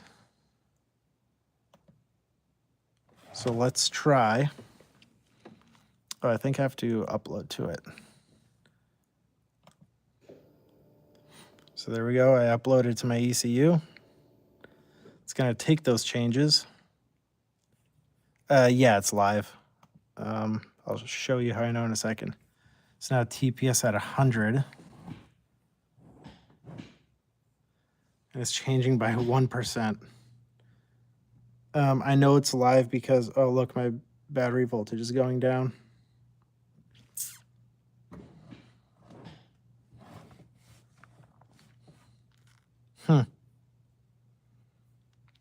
Interesting.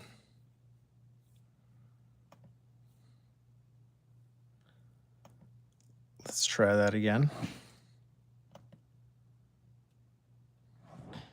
Like if I partially press the throttle here and read it.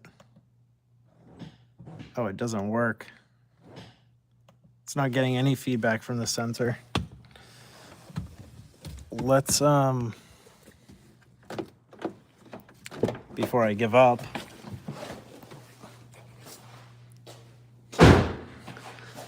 let's see if our TPS sensor on the back popped out or if it's even seated fully. See, this is an issue. This sensor has just about at the end of its life. All the pins are still good. It's just the housing that broke.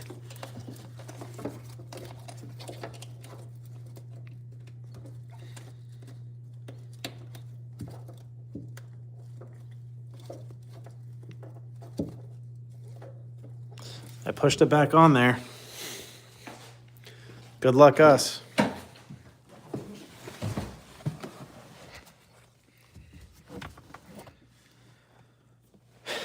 It took a gamble, and I don't know if it worked.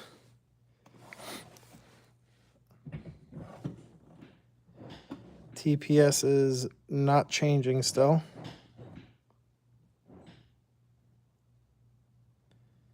Might want to call it a night. Yeah. Hondas and Mazdas. I like your username.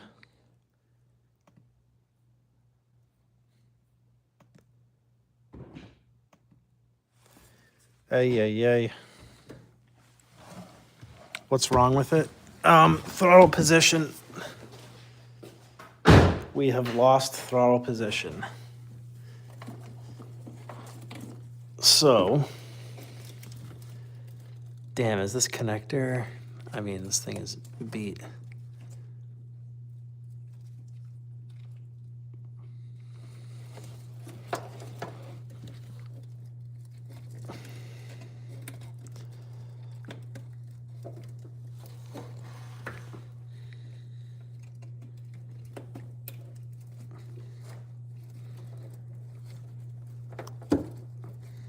I'm trying it one more time real quick.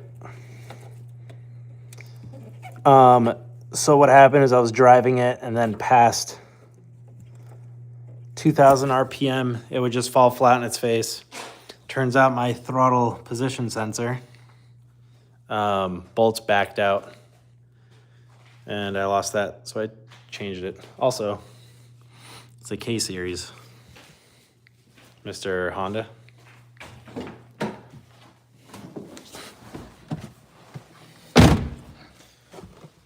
Any feedback now? Nope. Okay, so let's check one last thing before I call it a night.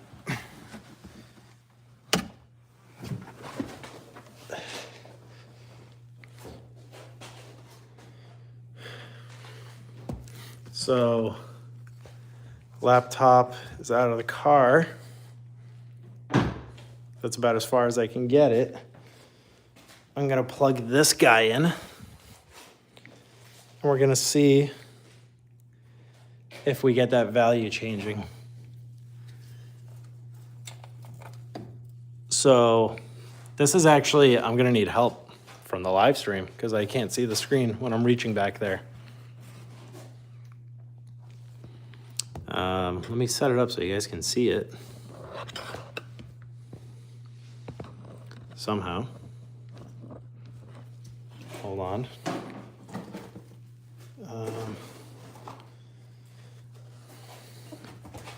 All right.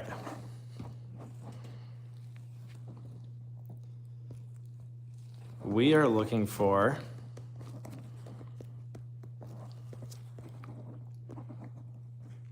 all right, I need the live stream to come in clutch for me. TPS right here. I'm gonna connect this sensor. I'm gonna move it. Please tell me if that value changes.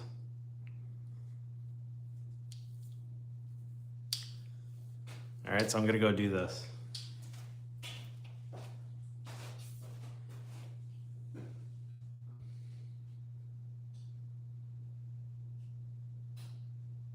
All right, so I'm connected.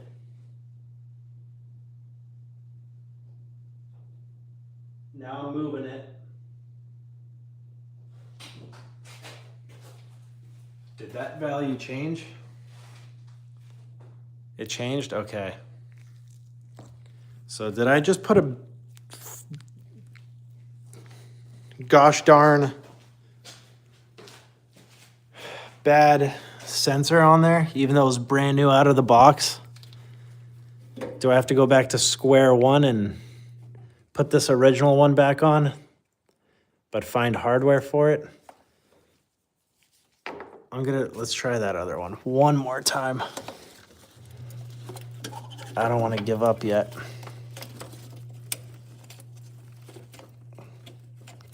Or that plug is not contacting. You know, when I push it in, it feels different because on this one that I had, it sits nice and snaps. This one doesn't. It's brand new out of the box. What's going on? What's the difference? Oh, sorry. Yeah, the new one doesn't feel good when I push this plug on it.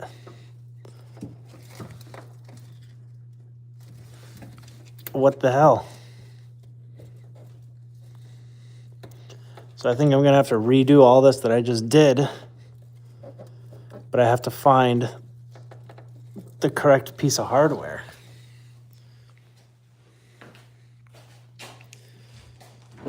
Ay, ay, ay. Can't get a win, can't get a W here. Let's see, I pushed the gas pedal and no change. Well, that's disappointing, isn't it? Brand new out of the box sensor doesn't work.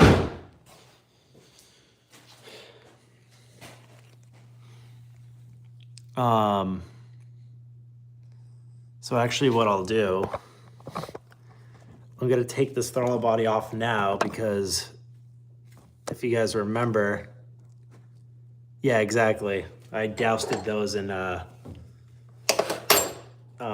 whatever you want to call it, Loctite. So we want to not really screw ourselves here. So let's take this back out. And then, as is tradition, we're gonna leave this car in a worse state than how we started, because that's just the way I do things. And then we'll call it a night.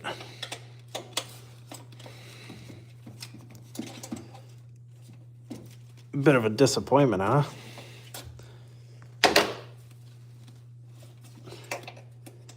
Son of a bitch. When you streaming again tomorrow? I'm not sure.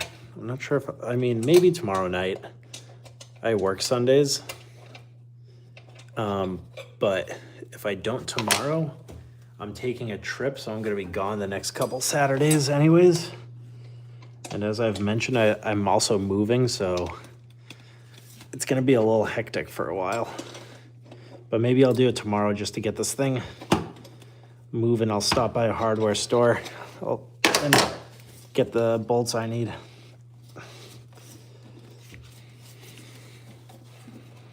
Ay, how annoying is that?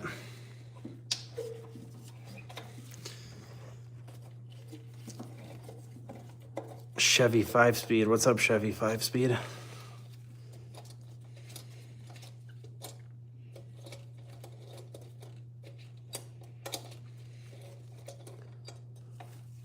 But this whole my cars just never work thing is getting really old.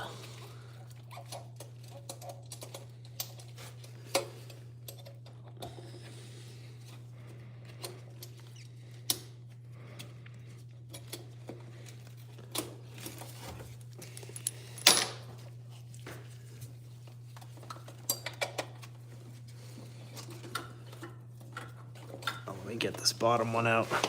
Again, sorry about this camera angle, but I literally have to reach like right next to the firewall. There's no good way to show where it is.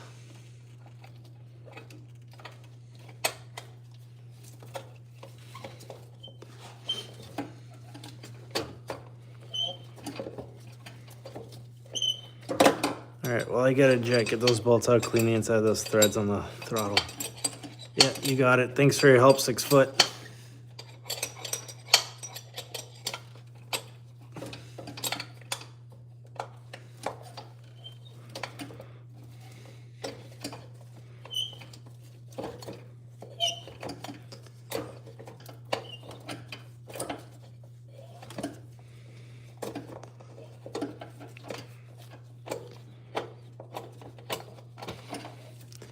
What a mess I'm in. This is just a mess that I've made.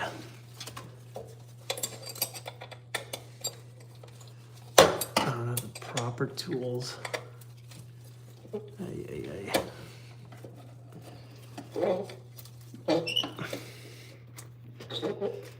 All right.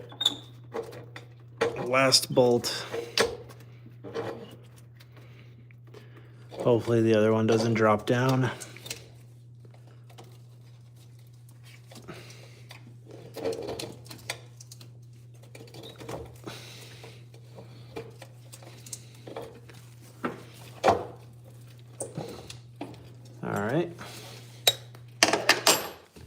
Unplug the map sensor. Oops. Unplug the throttle air control valve sensor.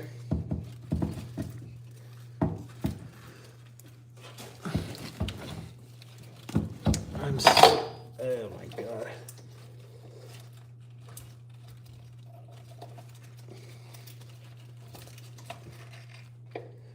Is this where I push? Yeah, it is. There we go, everything's unplugged. Now we should just be able to pull this out. I think the gasket just fell down.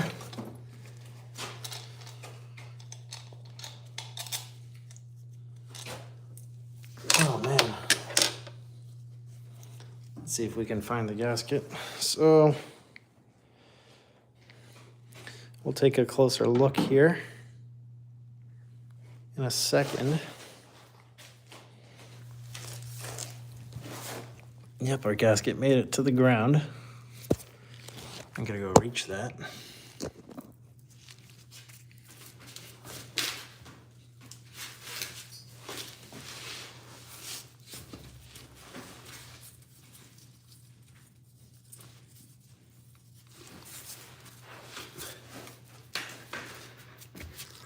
Let's see what the difference is here. Oh yeah, completely different. Oh, I'm an idiot. Oh, look, I have a bent pin.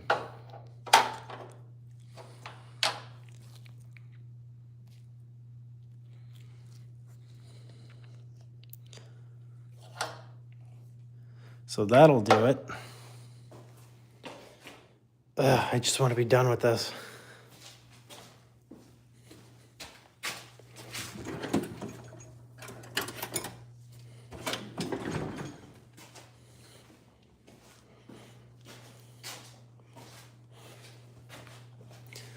So I must have bent it when I jammed this thing in there one of the times. Let's see if we can get it to bend back where it should be.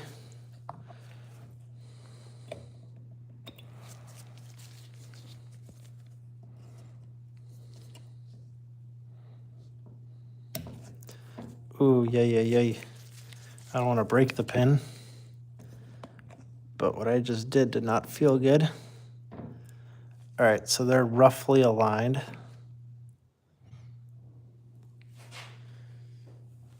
Let's see if we can get anywhere now. Because that'd be a nice change of events, wouldn't it?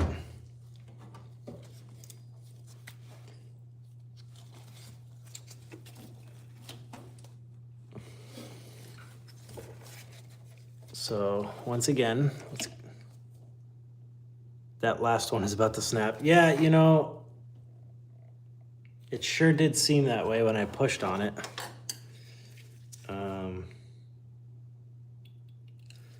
It seems okay though. Here, look, I'll show you again. Again, I'm doing this one-handed, so I'm sorry. But it's still rigid. Like I'm pushing on it pretty good force. So I think we're okay. So let's see how this connector sits in it. All right, I'm gonna get the thing in the area. Oh, 6'4" is back. All right, since you're back, new development. Our situation has changed. These pins were all bent out of whack, and I just used a pick to bend them back into place. So I'm gonna see if I can get the connector to sit. Oh my God. It's gonna be like 10 p.m. by the time I finish this. I have to wake up at 4 a.m.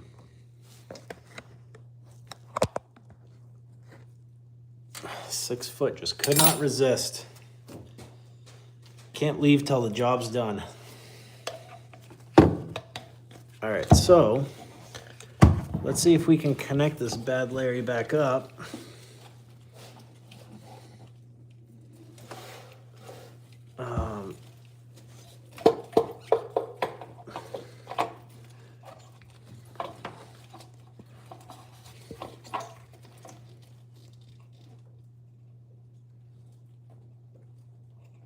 I know, I'm sorry.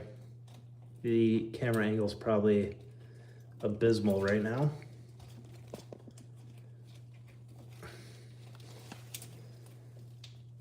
Okay. Sensors connected. And yep, that's exactly what I was thinking. Man, what a pain in the ass this has been.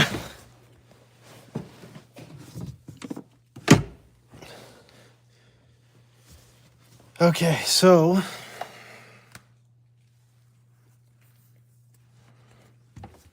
let's get the laptop going.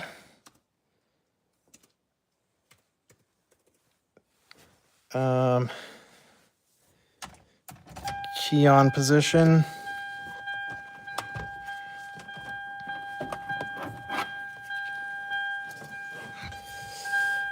Plug in the USB. Gives me the little pop-up, hopefully saying, hey, you connected a thing. Accessory mode, ECU connected, great. We go live. I see my voltage dropping as we speak, so I know that's a thing. Now I'm gonna set you guys up, and you guys are gonna do me a solid and be my second set of eyes. All right, so same thing as last time. We are looking for that TPS, right there. TPS value to move. So I'm gonna go move it by hand.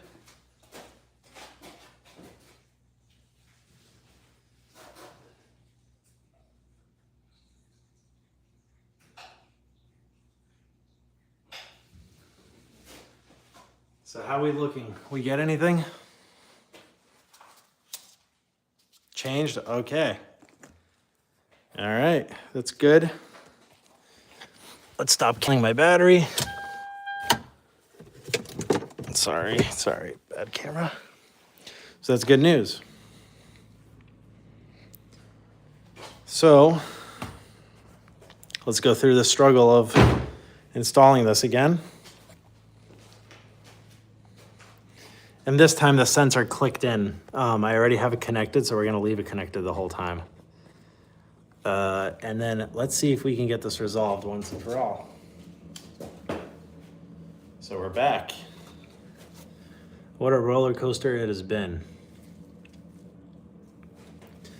So let's get bolts in. I wonder if people are like scrolling through and it's 2 hours later and I'm still doing the same thing and they see it pop up. Oh, I'm not the worst mechanic for no reason.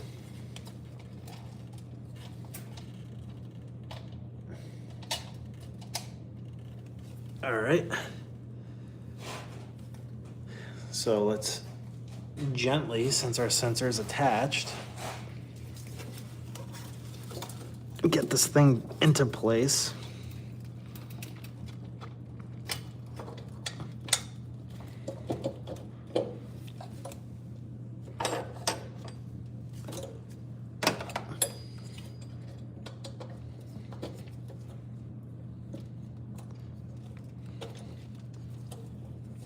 Let's do our best not to cross-thread aluminum threads. That'd be really cool.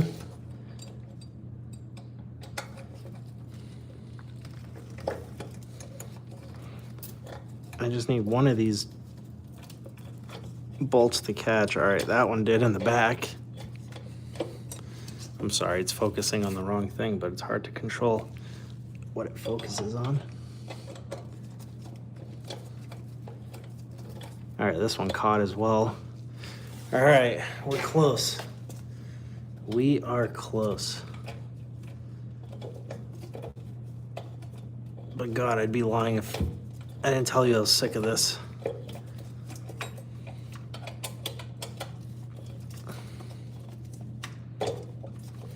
Stupid pin's bent.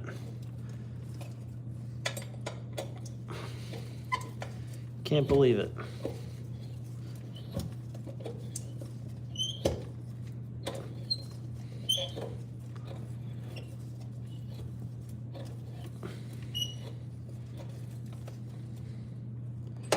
So we got 2 bolts in. Let's get the rest of these sensors connected. Idle air control valve there on the bottom. That snaps in, that's easy enough. And then I have 2 up here. One's for the map sensor. The other one is for something that is deleted off this car. I don't remember what bent them. So the official answer in this household is the factory. The real answer is probably my caveman hands that have been known to do things like that. But in this household, we blame the factory. The factory misdrilled the holes. The factory didn't quality control the pins. Didn't solder them, whatever it is.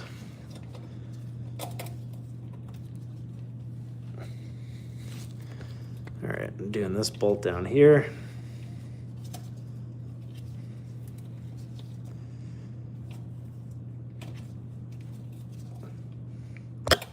Wow, I really wish I had a socket.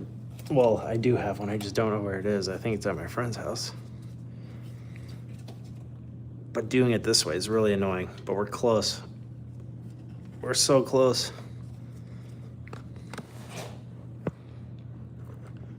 We're at the home stretch.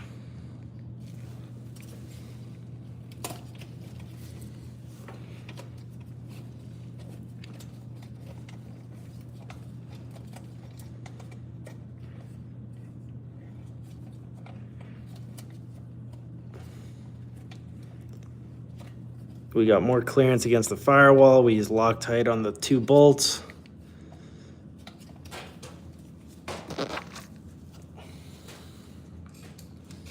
We're gonna smash the TPS on the firewall, then I'm gonna have to take it off. The bolts are gonna be Loctited. I'm gonna strip the bolts. I already know how this plays out. I've seen this episode.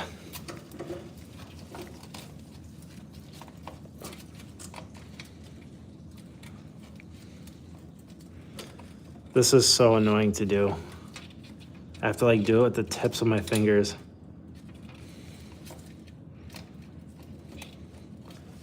Oh man.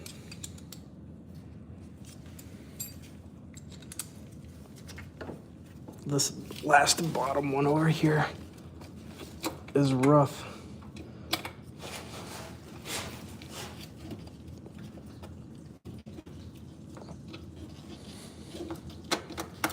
There we go. Seen this episode too? Yeah. It's a tale as old as time.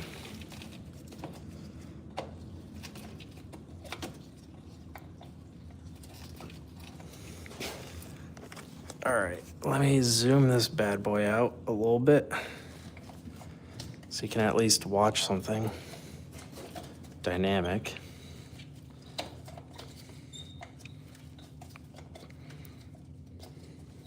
The worst part is when I finish this, I'm gonna find that kit that has all the bits for the socket. All right. Let's torque them down our hillbilly way of using a wrench on the end of this thing.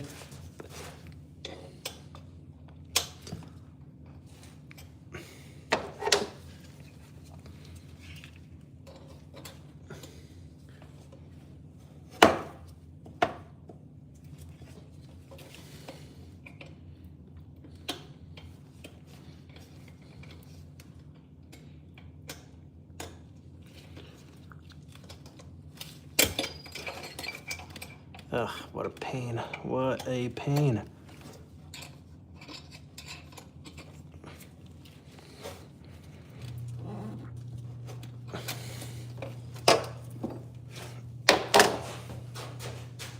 Sorry, I'm trying to hurry this part along because I know it doesn't make for an entertaining watch. But I can only go so fast because I don't have the proper tools. All right, that's torqued.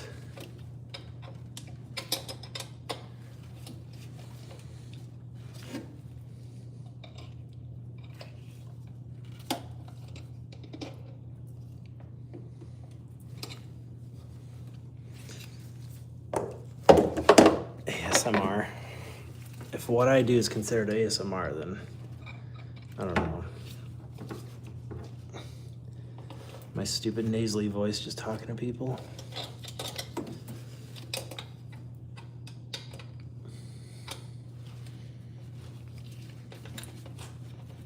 It's like anti-ASMR.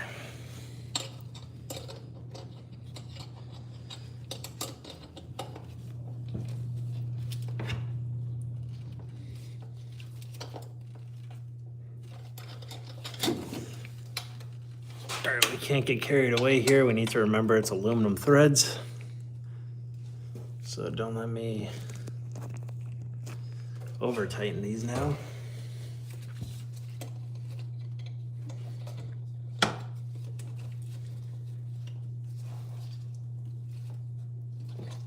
Oh man, I can't get to that one.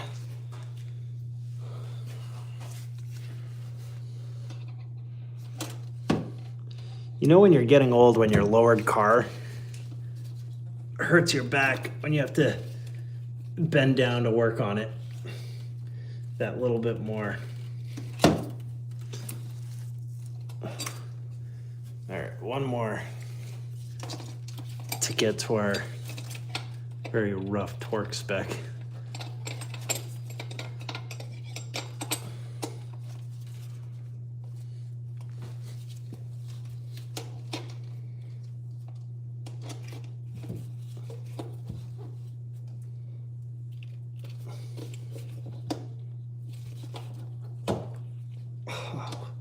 That hurts so much. All right, I'm calling that tight. All right, so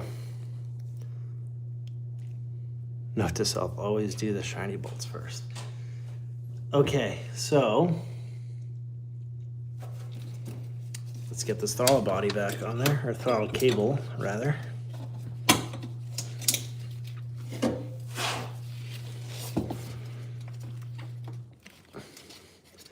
Do this song and dance again.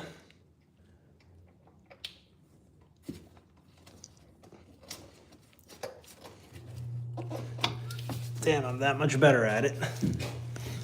Throttle cable's attached. While I'm here, I'm just gonna go ahead and tighten this intake stuff, because it takes 2 seconds before I hop back in the car to calibrate that sensor. So I'm talking about the ring clamp back there. There we go. There we go.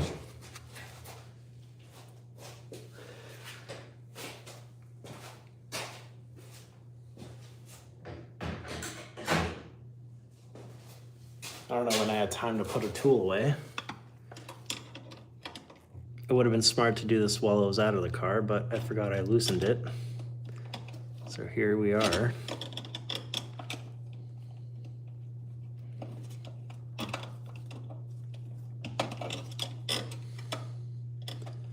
Oh, flatheads are just the worst. I should grab a nut driver. Okay, there we go. Now,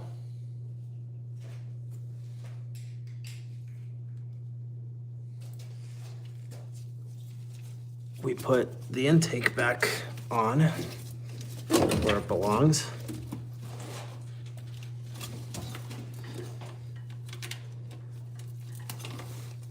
Another ring clamp on this side.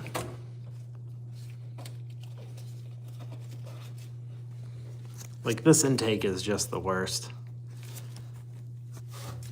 but it works. So there's no way in hell it's anywhere near the top of my list.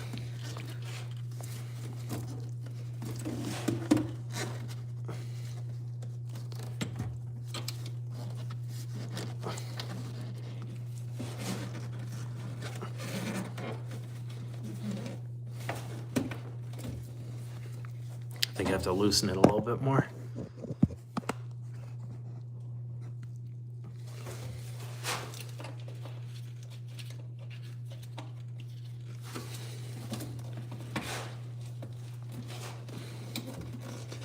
I'm looking at the marks from the clamp where it was before. There we go.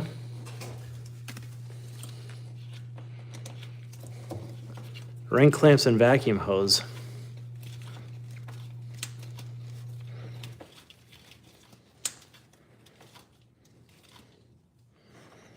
All right, so that's tight.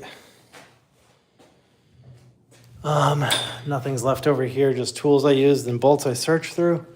So, moment of truth, and if this doesn't work, then I don't know. Time for bed either way. So we're doing this again. So, sign into my computer real quick. I didn't mean to show my friend's email, but that doesn't matter. Okay, so key, accessory mode.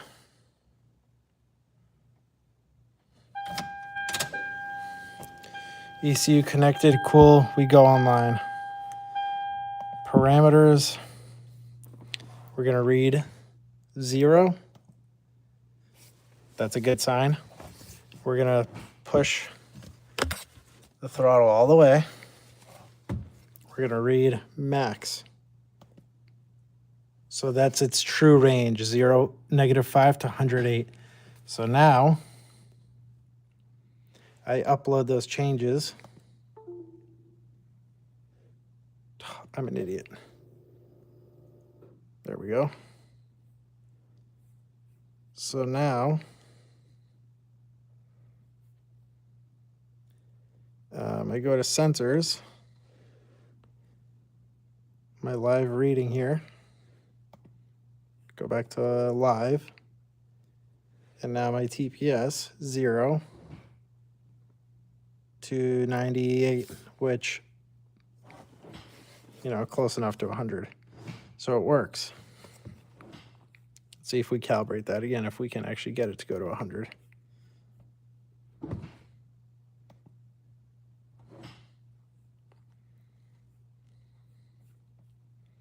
So we'll upload again.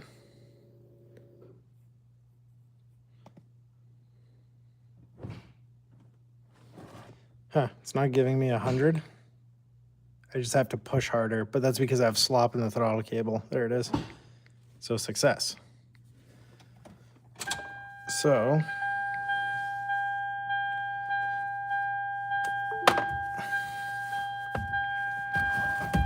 I believe we are. Your throttle cable nuts are enraging. Why? Because they're like this and loose. I know, but the problem is they're seized. Well, one side is, one side isn't. So I'm gonna tighten it a little bit more. But there's only so much I can do. This guy, This guy I can't get to move. And there is a whole lot of like playing around I had to do. Because the way this is mounted, and you know, it's a whole different motor, and the length of the throttle cable isn't quite right to actually have this closed all the way. I used to have really bad rev hang, and it turned out because I was pulling on it ever so slightly. Penetrating oil won't help. I've tried before, but since it's all can you take that whole cable off and clean it up? Yeah, I could. But if something, there's a lot more broken things that are higher priority. Let's see if I can lightly do it. There we go.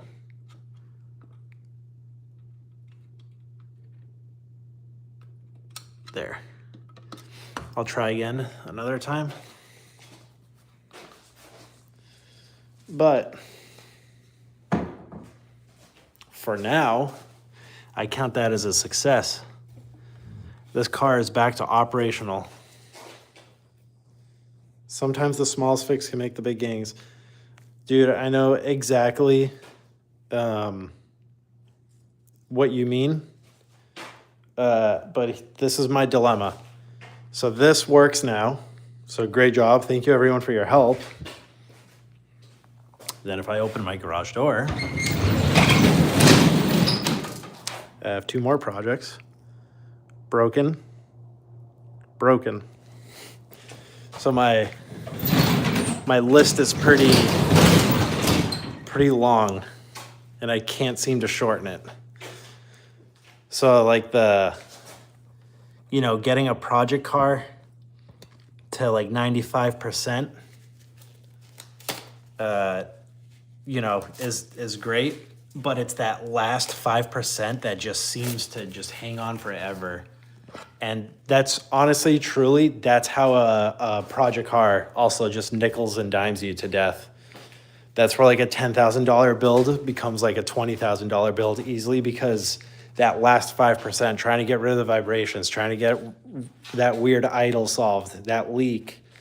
That's kind of been the big lesson I learned with this, is it's just all the little things.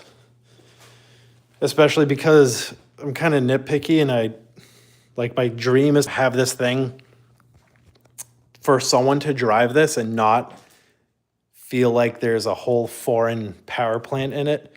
But it's a long way from that. It's loud, it vibrates, it leaks, shifts a little weird. Like, it's fun and it runs.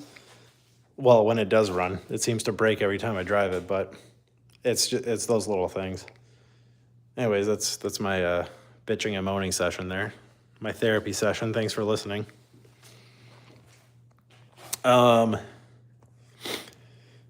Cool. So in review, throttle position sensor, that's in the back over there. It's that little bit of green.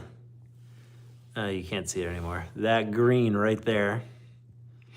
Those bolts backed out with me driving. So we replaced it for one that's a little shorter, so hopefully it won't hit the firewall. And we also Loctited the bolts.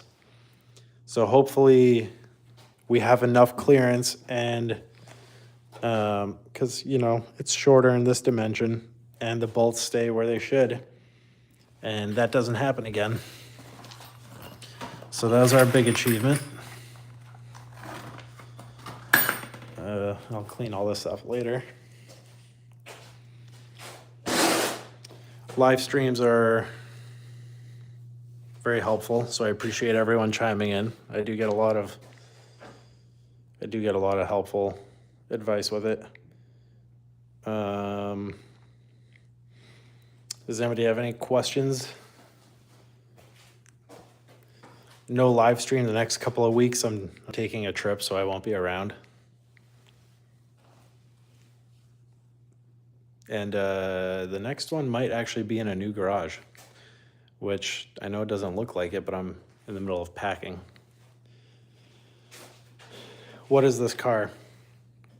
It is a... Thank you. From Scotland. That's very cool. No Scotland, no party. It is a 2003 MR2 Spider. MR2 Spider, or some parts of the world call it MRS. And it is K-swapped, so it has a Honda K24 in it. I can't really give a good view, but that's what it looks like from the side. And we just finished up what should have been a quick repair. Turned out to be my longest live stream yet.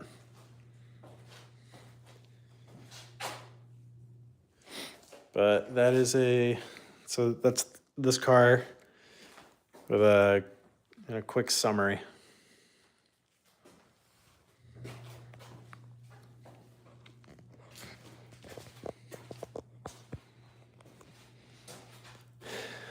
$9:37. I will call it at 9:40. So 3 minutes of either me rambling or answering any questions anybody has.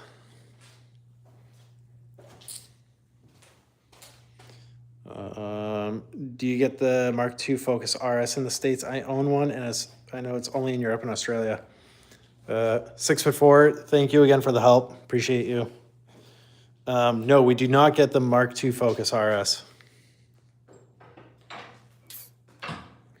Nope, we only got this last generation of RS. That was the first and last RS that the US will see until Ford marketing decides to put the RS badge on like an SUV or something. That is the first and last one we've gotten.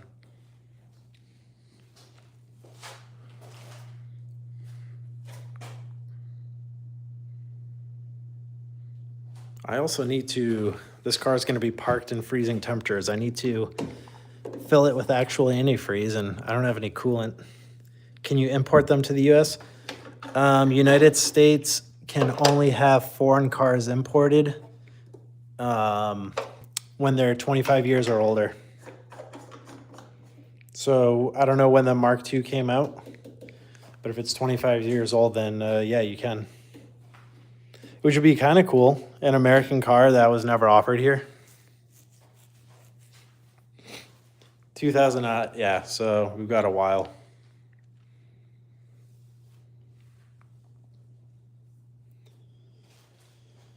We got a little while till that's legal to bring here.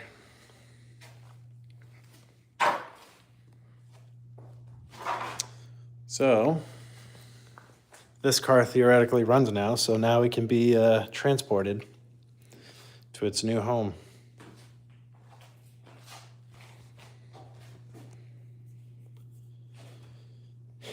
I was gonna roll it out and open the door and start it, but it's pretty late, so I don't want to upset my neighbors. But repair successful, hopefully. We'll see. And it's pretty cold here, and it just snowed, so this thing can't really drive on the road. It doesn't have much rust on the body, so I try to avoid all the salt.